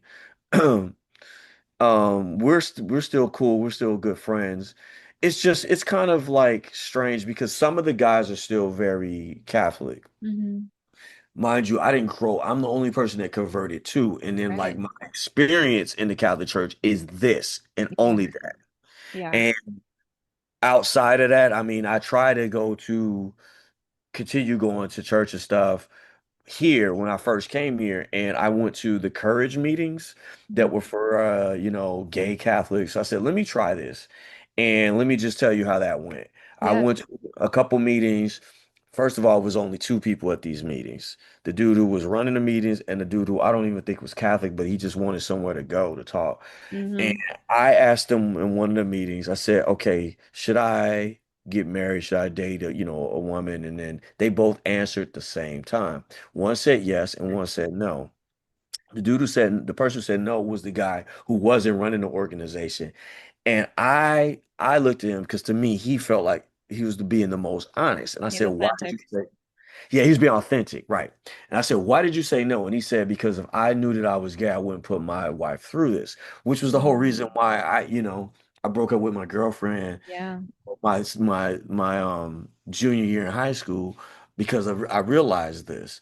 And meanwhile, the other guy would say yes. This man was going every week saying like this. He would close his eyes. He would go, okay, this week I didn't look at a man's crotch, you know. And he was so effeminate, and I was just like, yo, this is what?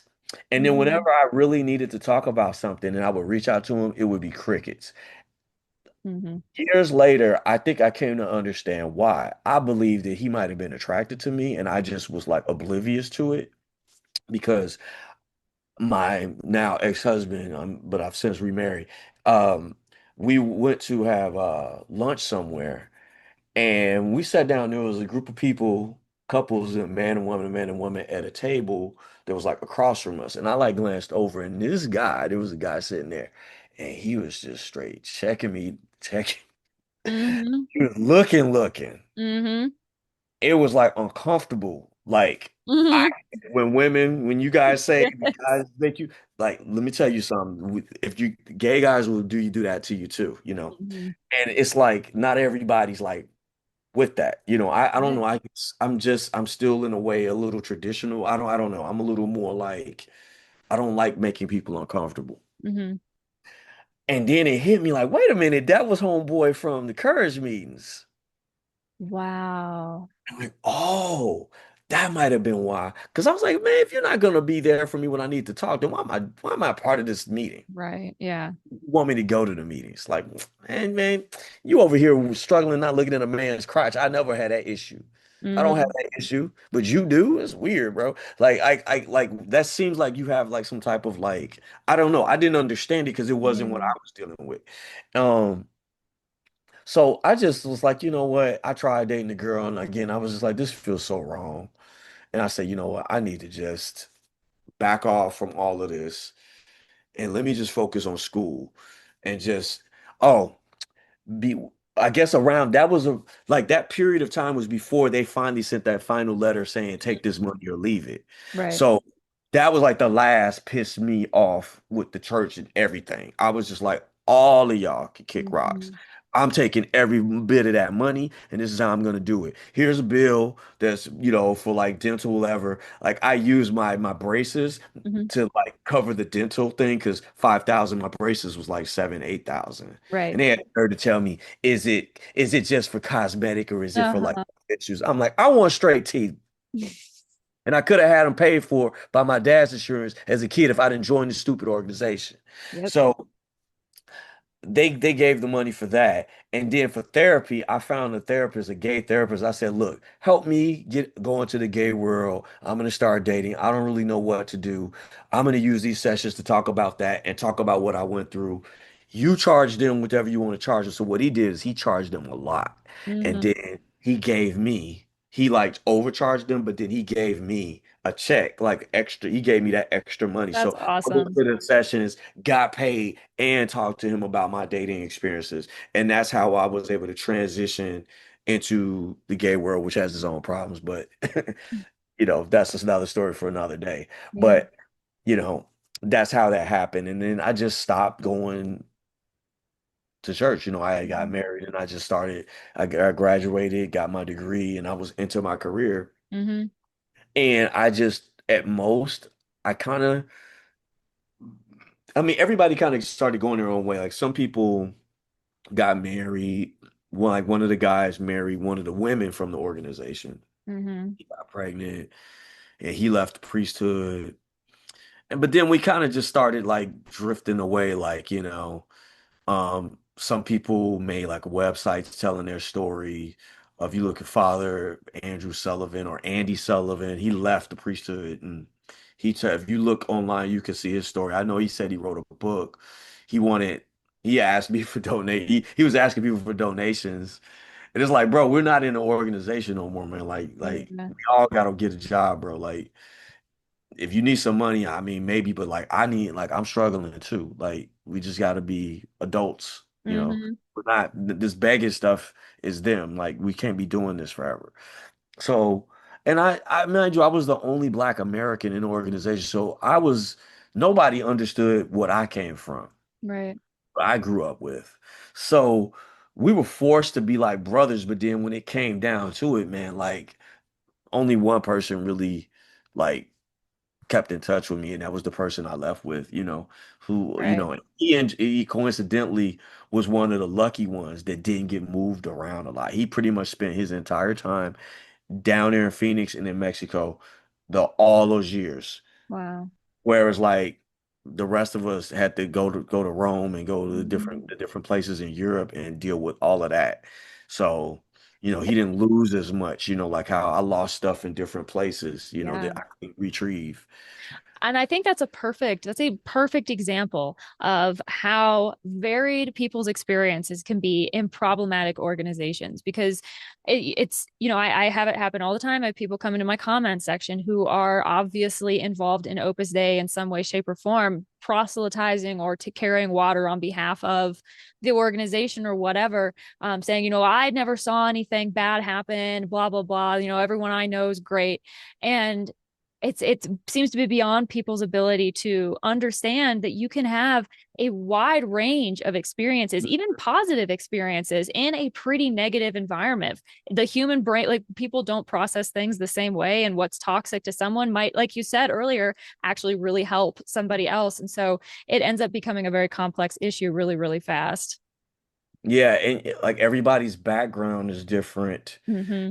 And yeah, like you said, where they position you could be completely different than what happens like with some of the others. There's plenty of people that just didn't get moved around a lot and didn't have the trauma that Mm-hmm. a lot of us had. Um, I, and I know that some they really keep in touch with each other, but I don't ever hear from them. Some of them, you know. I don't blame them, but like, they've caused trauma to me just because they were messed up. You Yep. know what I mean? Yep. Like, and so it's like, part of me, I would love to address to say, hey man, remember when this happened? I trusted you and then you said this and then you just messed me up. Or, you were friendly with me and then when Durand comes around, you're an asshole to me, Mm-hmm. and trying to make sense of that. Mm-hmm. And they would call me stuff like, they would make me, I would mimic like, black pastors and some of it just seemed like jokes, but it's like looking back on it, on the outside, that might have looked to some people look not right. I Mm-hmm. remember one time I had this was earlier on before they got me out of going to school. I always cut my own hair. I learned to do it young because my mom couldn't afford to send me to the barber, and she was doing it herself, and she was doing a terrible job. So I learned to do it myself, so I wouldn't get made fun of Right. at school. And so I had these clippers. Now everything was hand me down there, so I had some clippers that had guards that didn't really fit right. Mm-hmm. So when I went to go cut, the guard slipped off. I ended up like cutting gash there. So it's like time to be bald. And hair grows back. I'm Mm-hmm. 18, right? Man, Father Duran saw that and said, "You look like a playboy, and that is sinful what you did." He made me accuse myself for making a bad haircut in front of everybody in the chapel on my knees. Then I would go to school and they'd be like, "Oh, David, that looks cute. Your hair looks cute." What that was doing to me was crazy. Yeah. I didn't know how to process how I was being so harshly like accused of being like doing something wrong because I messed up and I to shave my hair off that's gonna Mhm. grow back. Meanwhile, at school they're saying it looks fine. Right. It was weird. Um, I went back to Chicago actually earlier this year and walked to the school that I was in that they had got me out. And since then, it was Columbia College, and there's some things that have changed, but it's like you know, I still remember like how to walk to St. Peter's, to the church downtown, and it just kind of brought me back, and it just like made me want to cry because it's like I feel like I missed so many opportunities for things that would have changed my life. Like my family had connections, I would have been part of some big art projects down there, and it's just like instead I was wasting time with them. And believing that you had this vocation that you needed to follow, that you just now had become informed of, kind of had foisted upon you. And in addition to everything else that you're dealing with, just with, I mean, I don't know, like, as you were in that environment and everything, were you struggling with like your identity and everything as a gay man, or was that like, could you talk? I would love for you to talk about that just a little bit because I feel like those experiences do happen, but they're underrepresented really horribly in like the stories you hear. Well, I think, well, okay, all I can do is speak for myself. Sure.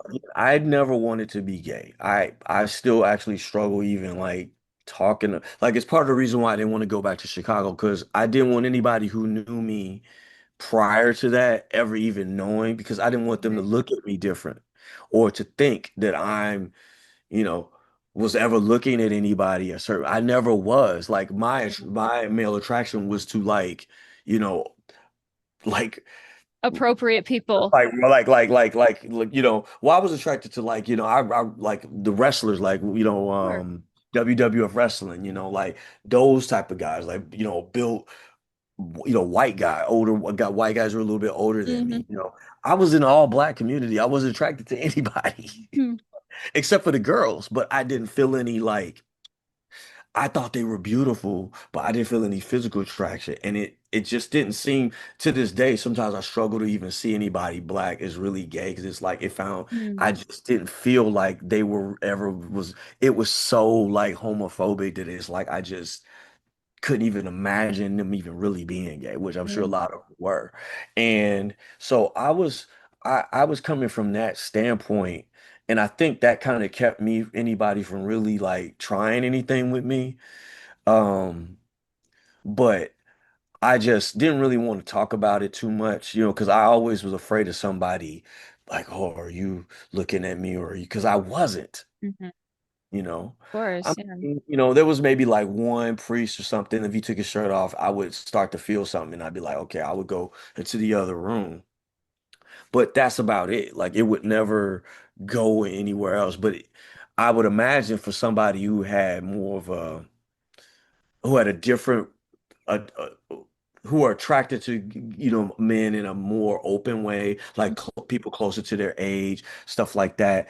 Those guys would probably have more trouble because you're in a dormitory with other men, Hmm. and you're getting ready in the morning, you're showering. I'm sure for them it's a lot harder. Like I didn't have that problem because I wasn't actually attracted to those types. You know what I Hmm. mean? Um, Yeah, that, I mean, that makes sense. And I also, I've never, and this maybe is as a sidebar, but I've never really understood the adage. Like people get very weird around a person when the person comes out and it's like they're like analyzing every interaction. I've never understood that because you wouldn't think that about a straight person, right? You wouldn't automatically assume that they're being creepy towards people just because they're straight. So the fact that that's extended to gay people, I've never understood that. I don't know where that comes from. Um, Well, part of that comes from because there really are some that play this game where they try to get a straight person on the oh, okay. like, and I've known guys like that, Mhm. and I've had some conversations with them. I'm like, dude, we're out here saying we're born this way, which I know I was because I've tried everything to get rid of it. But then you're trying to make somebody switch, like Mhm. that's weird. Like I couldn't force myself to have sex with a woman. I tried, and it's just like it's literally like turning a car and Mhm. like it just and it's the most frustrating thing because it's Mhm. like I want to, but I just can't. Right. Meanwhile, the other thing is just like it's just like it Natural. when I realized it, it was so scary to me because I Mhm. did not know anybody gay around me and that I could say, okay, that's me. It wasn't until I came here and I started going to the gym and I started seeing, okay, that's the type of gay person I am, Mhm. this person. It took me a while to find somebody that I could say, okay, this is a person that I can see myself as, that I feel like that person is on the same, it's the same type of person as Mhm. me. Put it that way. Identity and representation are really, really important. Really important, especially if you're Yeah. in a minority. Yeah, and it's I guess especially when it is a minority, it's there's a lot of people that tend to want to make us a monolith, and it's like no. Yeah. But then you start seeing that there's the bear community, and then there's you know, Hmm. there's guys that like older guys, and older guys like young guys. But then you get into this area where there's like guys that is like going into the pedophile area, Yeah. and there's people that want to label all gay people that just because these people are. But it's like when you look at what pedophilia is, most of the time it's straight. Hmm. And it exists through all strata of society in all races, all religions, all creeds. Like it is not something that is landlocked to like one specific group of people, and those are always going to be the people causing. It's simply not the case in any way, shape, or form. Um, so And there's I'm sorry that like you were put through that experience, especially and then coming into like a Catholic environment. I'm not Catholic anymore, so I don't really have a dog in the yeah, fight you or know, anything like that, but I can appreciate what that was like, and that person who was Catholic, even when I was Catholic, I wouldn't have ostracized anybody or thought any less of somebody for being who they are, who they're born as, like that never. So I'm sorry. thank you for saying that. I really, I mean, even just seeing your first videos that really like made me reach out to you, it was healing because you opened my eyes. I knew something was wrong with the other organizations, Hmm. but like I still hadn't really had anybody really tell me. And once I realized it, it was just as bad, if not worse, just on a larger scale. Hmm. That in a way it kind of made me feel better in the sense that because I was feeling like, damn, I became Catholic and I joined the most bootleg, nothing ass corner store fried chicken, like just ghetto, like five people in the world type joint.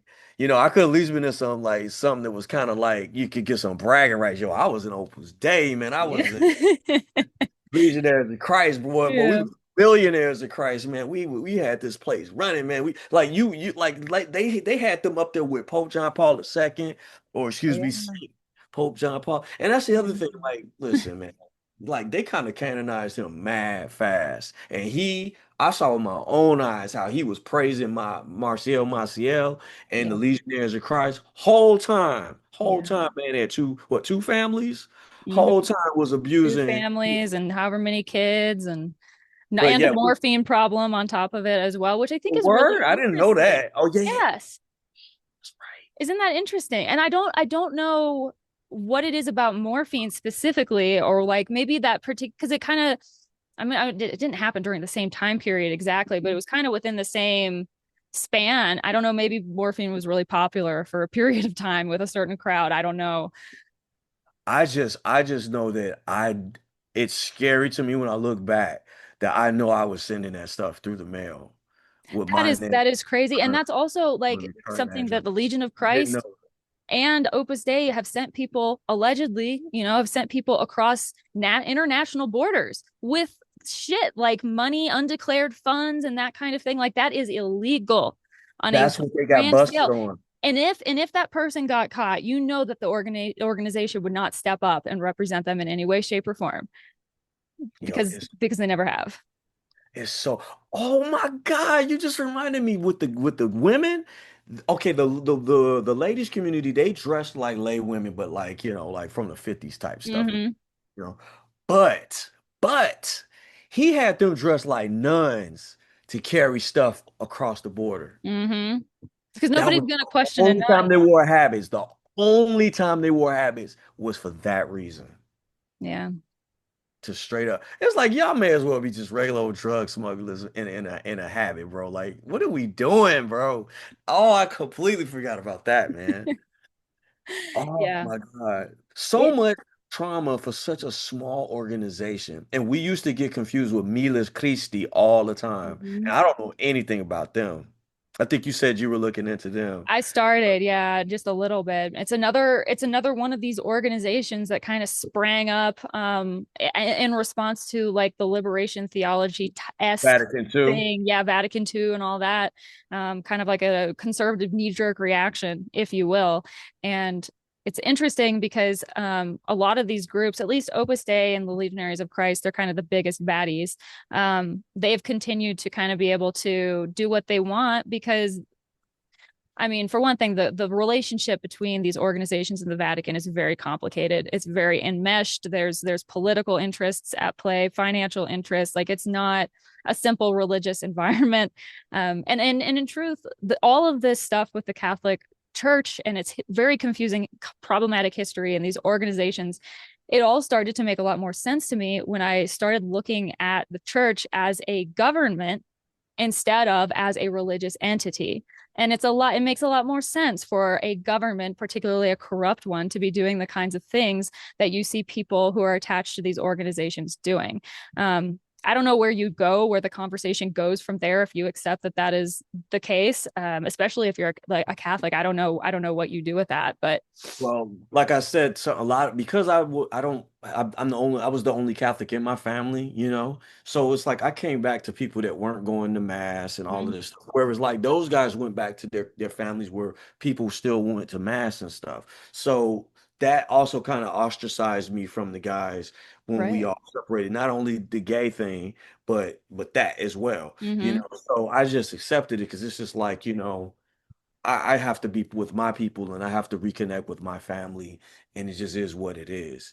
But it's very interesting. I saw like when we would do the Path to Rome conferences, I got a glimpse of like how some of the Vatican leaders run things, how they Mm-hmm. can be. And man, when I tell you you would have to pay them a stipend. You have to pay for their flight. You'd have to pay for their hotel. The hotel better be 5 star. Oh, and they got green light on all room service. Mm-hmm. Oh, and make sure you kiss their ring when you see them. And you got to drive them everywhere they want to go. So it's just like how can I get this hookup? Yeah. I remember when Pope John Paul II went to New York for the first time, we went over there to like go and pass out flyers and stuff for our thing. And we stayed at the seminary there. What's the name of the seminary in New York? I can't remember. I'm not sure. St. James. I don't know something. Anyway, this was my first glimpse of like something's not right. The seminarians that were there, first of all, the breakfast, the lunch, and the dinner. I mean, the smorgasbord was just Hmm. like next level. Like y'all must be million. Like the food, it was any and everything you wanted and plentiful all the time. Number one, Interesting. that was number one. Number two, the guys that were studying for the priesthood, they were saying stuff like, "Yeah, man, I can't wait. I'm gonna get me a parish in a rich community. I want to have two summer homes and this type of car." I was like, "Oh Wow. no, not y'all ladder climbing already from the seminary." Oh no, and they were openly talking about this. Had Hmm. the little meditation room, little quiet room. Dude's talking about I'm gonna go back home and go hang out with the guys and drink and Hmm. their thing and then come back. I was just like, so that made organization like mine seem like it was so necessary because we were so orthodox. We weren't like that. Uh-huh.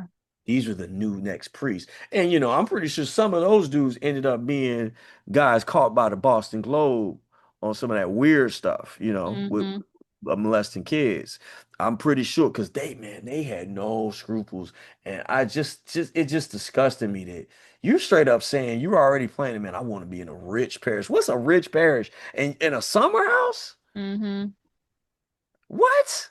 After taking vows of poverty, chastity, and obedience, yeah. I was shocked. And it was like normal to them. It's been many years ago now.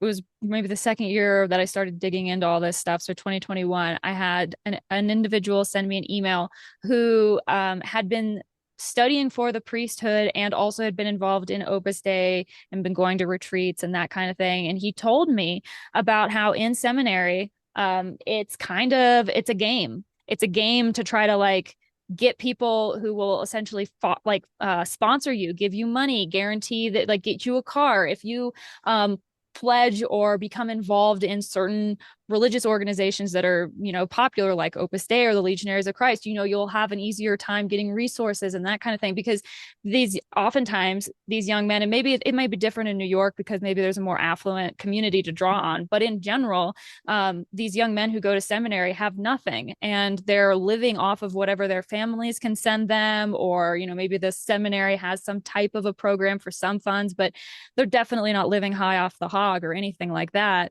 And so you have a lot of like kind of shisty things going on. And there's also a social cultural aspect to like the whole seminary world that is a entirely different conversation.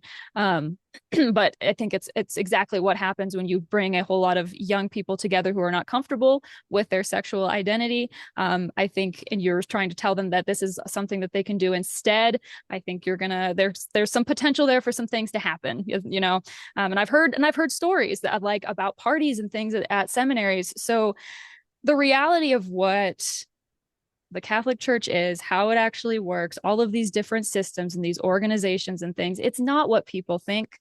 And I bring this message not because I'm trying to shatter anyone's, rosy perception of reality, but we have people such as yourself who have been left with real lasting trauma because of these systems that are in this institution. It's not a few bad apples, right? It's something else entirely. I think at this point we can acknowledge that. And the failure on church leadership and the people who are also in the church, the lay people, the failure on their part to stand up and make that point well known and work towards making some type of a positive resolution, I think has caused a lot more harm than good in the long run, and also has driven more people away. And it's an entire unraveling mess. Well, my current husband told me that his parents, it was always like, you could never say anything negatively about the priests, Right. Yeah. He grew up in a, Catholic family and, me not growing up in any of that, like, it's bewildering to me because Mm-hmm. like, I assumed that everybody was about what they Of were saying. course. And my introduction was like EWTN, Mm-hmm.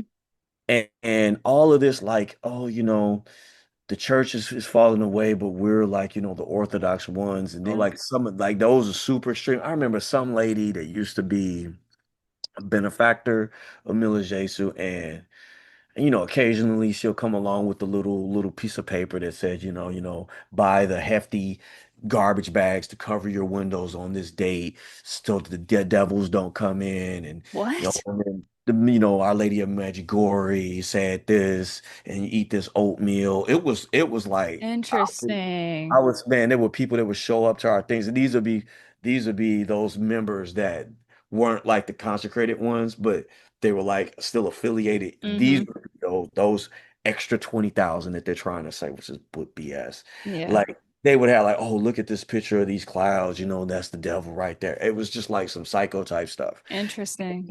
I just would just like I would just say, yeah, okay. Okay. I would just keep it to myself like, okay.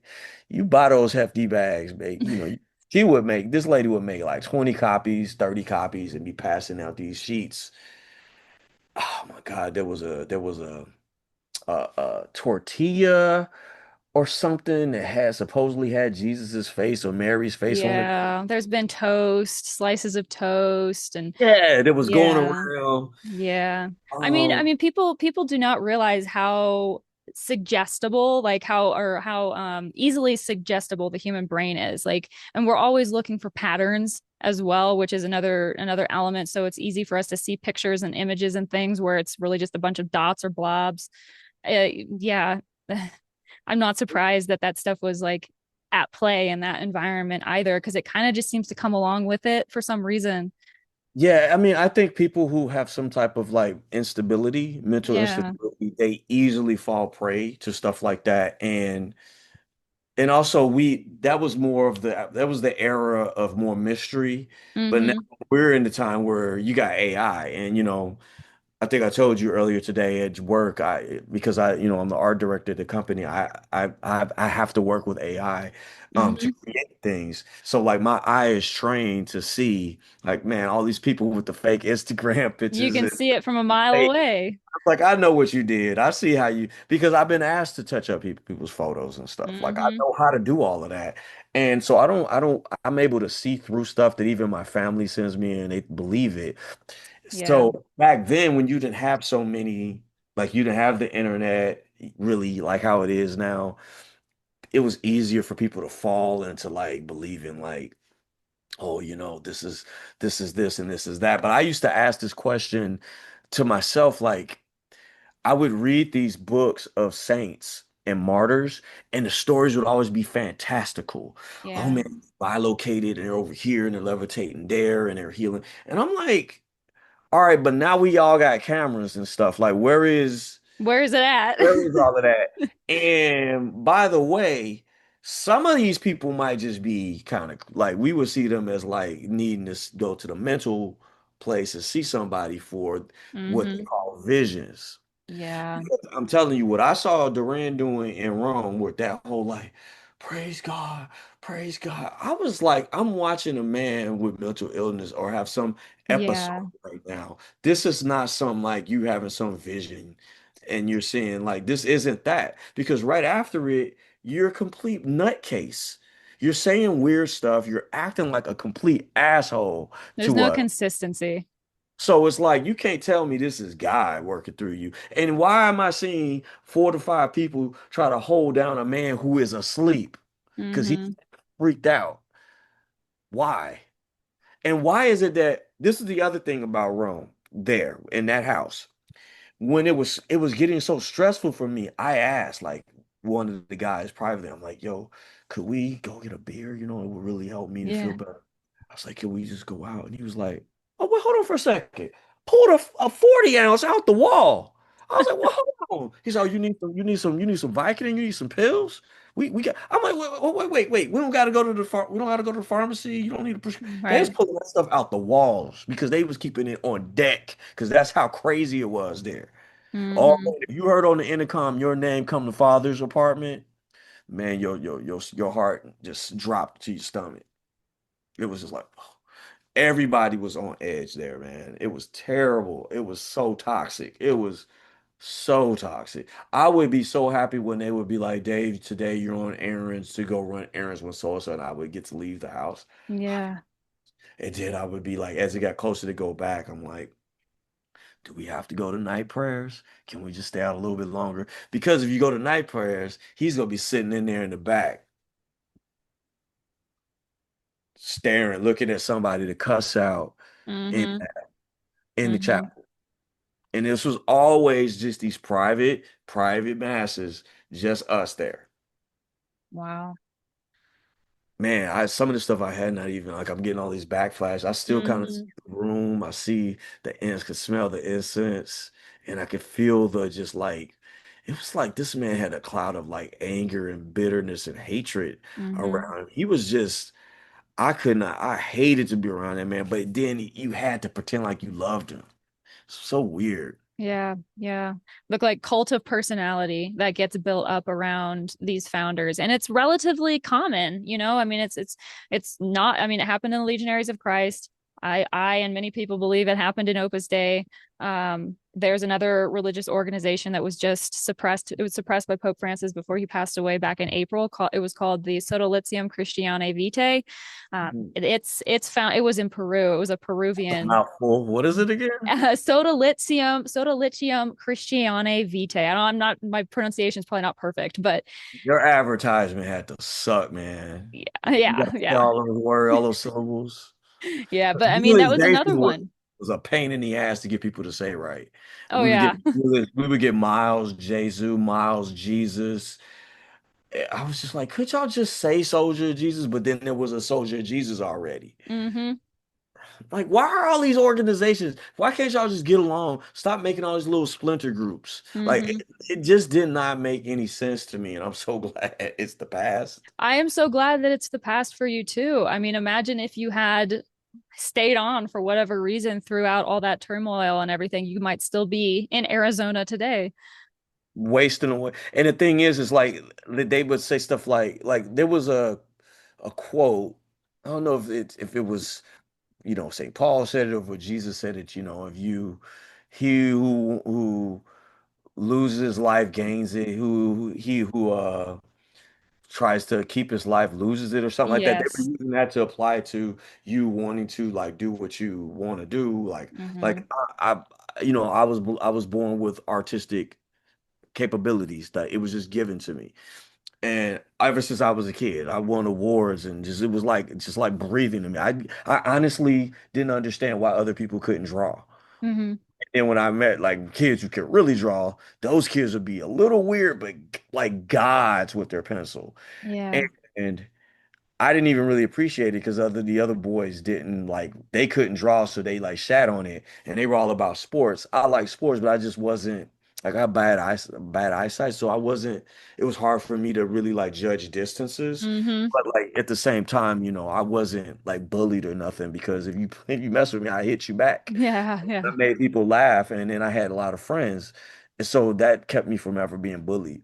Mm-hmm. But some of these guys they were bullied and they were awkward and then they end up I could tell some of the guys that were militaries who had some of that maybe. Mm-hmm. So we had this community spirit where we would play sports together and now nobody was mocking you, nobody was making fun of you, so and you could learn at your own pace, and I could see that. Right.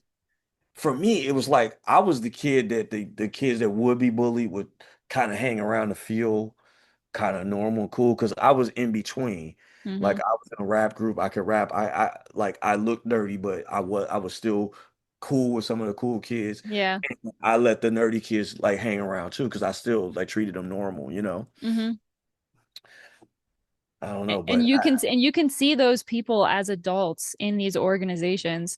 And I think, that that's definitely a motivating factor for me in trying to get these stories told and get people more informed, because there are always going to be people who are vulnerable, and there are always going to be people who are looking to take advantage of that. I don't know if we'll ever be able to fully eliminate that from our society. Like, I think it's an issue within our human nature. But if we can just get one person who maybe was going to go into something like that because they're in a vulnerable place and they're lonely and they hear some information and maybe that's enough to make them take a second look or go another route. That makes it all worth it. And I'm hoping, as time goes on with the internet and everything, information moves through the world differently now than it did pre-internet days, and I hope that continues to be true. Well, I think this is a great platform. Because like you said, young David, like I was searching, Hmm. and what's scary now is like back then, what you could find was way more limited because of the internet wasn't worldwide. It wasn't set up. Like I was born at the end of 75. So like the way it is now, a kid could easily end up in some weird Reddit forum. Yeah, But at the same time, somebody could go into that forum and post a link to a video like this. Um, I think it's just it's kind of the negative of being young and not having the right type of like guidance or adults around you. Easy pickings for any type of like person that can get you alone yeah. over here and isolates you. And then you listen to them and then you don't really look out for Hmm. more information. Now, if the internet would have been around more, it's just even back then, this was before the Boston Globe whole thing came out That's about all. true. So like nobody even wanted to talk about these bad things. I Yeah, that's mean, true. they canonized Pope John Paul II like that, where it's like St. Francis of Assisi was like 50 years or something went by. Hmm.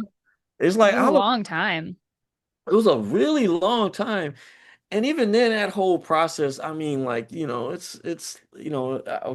that's a story, that's a thing for a conversation for another day. But to just canonize him like that, and then we all saw him praising Yeah, Maciel, we all saw him praising them. We saw him praising Opus Dei. And that example helped kids like join it. Families yeah, go along with their kids going in it, yeah. getting people pumped up, and then there is something that's messed up, and you as the Pope, you're over here praising him, and then all this bad stuff comes out later. It's like, bro, it's kind of like your actions had something to do with this too, just by Hmm. you simply like green lighting it, giving it the thumbs up. And I think that Cardinal Ratzinger knew what was up because then when he became Pope, wasn't he starting to shut some stuff down? He did. Yeah, yeah, he did. Once he I came think in. he knew what was up. Yeah, I think he absolutely did. I mean, I think everybody did. That's the thing of it too. With every single one of these church scandals, everybody knows what's going on years before any type of official acknowledgement and like accountability is taken. Years and years before. It's always been that way. It's that way in civil society as well, right? We all know that Jeffrey Epstein was a disgusting human being, Oh right? man. We all know that the people that are leading this country right now were his fucking friends. Oh yeah. Oh So yeah. like, Woo! I would love to like do a whole separate thing with you on this stuff because that right there, it's like I've had conversations with my husband about this. It's just like, we're entering into an age of the have and have nots. It's no longer yes, like class. yes, It's now about who got it and who doesn't have it. This middle class is almost gone. it We're is. lucky enough that together, like we should be really doing pretty good with what I make and what he makes together. But it's like, yo, it's like pinching us. Yeah, I'm like, yo, what the fuck? We're making so much money. And the people that are making like, real minimum wage, bro, it's not, it ain't, it's though, these unreal. prices, like we're lucky we bought this right before the pandemic, right before the prices started skyrocketing. And then Hmm. HOA fees is just, it's like the prices of everything is just stupid and stuff Yeah. is poorly made. Like you spend all this money and then it got the nerve to like not last and be poorly made. My husband and I have had many conversations about that. We travel a lot. It's pretty much what we do. And back and forth across the United States, we've driven back and forth across many times now. And so I've gotten the chance to see a lot of small American towns. And I've told my husband, I feel like, my generation, Gen Z, Gen Alpha, we are inheriting a corpse. This country is no longer alive. It's dead in a ditch. We're carrying on a charade, trying to pretend like everything's fine. We're in denial about the fact that we're in a recession. Nobody wants to address the elephant in the room. Yeah, and actually, I have a good friend of mine. He's a very well-educated gentleman, and from Brazil, and he was telling me that he thinks within the next 50 years we're going to see a like wide-ranging institutional collapse. All of the institutions that are like, tried and true, been staples of our cornerstones of our communities for since we were very young, our parents were children themselves, they're going to start falling apart because there's nothing left for anyone coming in. And we've all been sold these lies about the world Mhm. that we live in, the country, the ideals of the country that we live in, the ideals of this religion that we were raised in. All of these different things have turned out to be false. And also, we're used to hurt people, and people are no longer interested in participating. And he said he thinks that within the next 50 years, like everything's going to fall apart. And I see that happening. We were just talking about this last night, and I told my husband, I said, I think this is what we're seeing is the last stage of capitalism, Mm-hmm. where, okay, you work for it, you should be able to get, if you're successful and you make millions, then you earned it, right? But Right. so at some point though, when does it stop? Because if you can position yourself in a way that where now everything's funneling your way, and now you can't be stopped. Now you're basically like Epstein. Now you're Jeff Bezos. Now you think that the whole city of Venice, where is it, to shut their city down for your wedding, and they're supposed to be happy Or about that. Paris. I think And it was it's like, Paris. or Paris, and it's like these people are like, look, you're just Jeff Bezos to us. You're not the king. You're not our leader. You're this rich dude. So like, why the hell should we care? And then on top of it, it's not like you're inviting all of us to your wedding, like we want to Right. go. You're still making that private, but you're shutting down our whole damn town. Mm-hmm. You're just flaunting your wealth, and then on the flip side, people that work for the company you start are just all these horror stories. Right. Yeah. Well, as far as your Miles Jesu experience and everything goes, if there's anyone who's watching this now who is a young person and considering maybe they have somebody from a group like this talking in their ear, Opus Dei, or even Miles Jesu or some other group, do you have any words of wisdom for someone? Or like if you could go back in time and give yourself at 18 some words of wisdom, what do you think they would be? It would be to listen to listen to your parents and just and stay in school and just stay in that direction. Just go to if you want to be religious, go to, meetings, but don't join an organization. Mm-hmm. Stay where people know you and love you. You don't have to be there with them to serve God and to learn about God. They're going to tell you that they need you, that you have to be there, but you don't have to be there. God is not demanding you to be there. Okay, they are manipulating you to be there so that they can use you to get other people and use you to run their organization, because a lot of them are kind of stuck, especially the older ones. They're stuck in there. Mm-hmm. Okay, and these organizations are cut themselves off from the world. So a lot of times they don't even know what's even going on really in the real world. It's like an escape from the real world, but Right. entering into a smaller world where you can be abused and Mm-hmm. you really aren't protected. And just don't listen to that. Stay where you are loved. Now, if you don't have a loving family home, then go live on your own if you need to. Find some friends. Make sure you keep your freedom. Don't go live with them. Mm-hmm. Don't go do it. Don't go do it. And research. Research their history, research everything. Don't trust what everybody says. Everybody that's claiming God is not out here all honest. Mm-hmm. Most of the time they're not. Unfortunately, that's the case. And they say the age of information. Yes, in the sense that you can find out the dirt on a lot of these groups.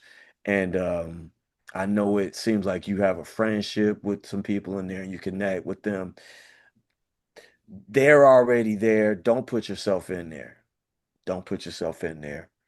Don't do it. Do not do it because you could end up leaving with more trauma and more damage than you did joining in the first place. You can learn everything you learn about God without joining them. Stay on the outskirts of these places. Please stay on the outskirts.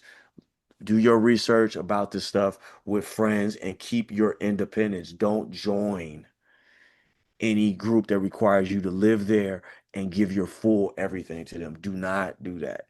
Don't do it. Don't do it. No, none of these people are special. God did not send them. He didn't. Because if you look, was it Exium and there was so many Yep. groups.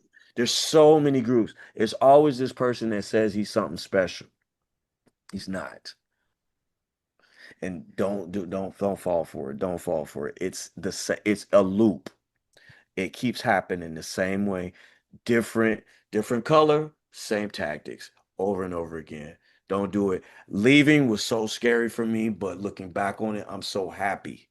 I'm so happy I did because it's like my life was on pause the whole time and it was nothing but trauma. Yeah, I got to learn Spanish, live in other countries, learn some Polish, learn some German, but all of those memories are like tainted that it's almost like I have to go visit them as a regular free person to really experience them because I've experienced them kind of like in jail or like kind of like in a controlled prison environment. And I wasted my whole 20s doing that.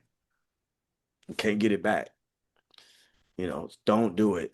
Please don't do it. It Life is worth living without being part of that. Trust me. it I think some absolutely people is. join that because they're trying to run from something else. Don't run to that. That's worse. Mm. It's way worse. Well, I thank you hope we can so stay at least one much. person. Thank you so much for having this conversation and sharing your experiences and everything. I am honored that you wanted to come on to the Deep Dive Project, and I think that this, like I said at the beginning, I think that this is a conversation that is going to touch a lot of people, because the things that you are describing, having experienced, I am very sorry to say that it's not rare, and people need to know that they're not alone in the things that they experience, and that the things that they experience are not their own fault. It's because of another thing, a separate thing from them that they have no control over, and they're not alone in those experiences. I just want to say thank you for, you haven't done anything but just saying that, saying I'm sorry to me. It does take the place of, for what they've done. Hearing Mm, it from you, it still comes to me like it applies as if they had said it. And it means a lot, it really does mean a lot. It's like I almost got teary-eyed a little bit, because I look sometimes I get mad when I look back on yeah. it like, man, I was trying, I had good intentions, I meant well and I got taken advantage of. And it's like, and then I got like treated like nothing. And then I'm just left to just deal with it. And you didn't deserve it, and it wasn't your fault, and it's not an indication of any shortcoming on your part.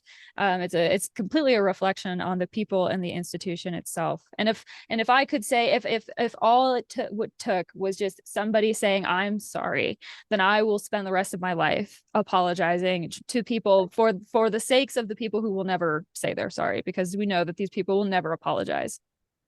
Thank you. It really does mean a lot. It does. It's like I feel like something really like relieved and kind of healed just from hearing those words because I had nightmares about being Mhm. in that organization for years afterwards.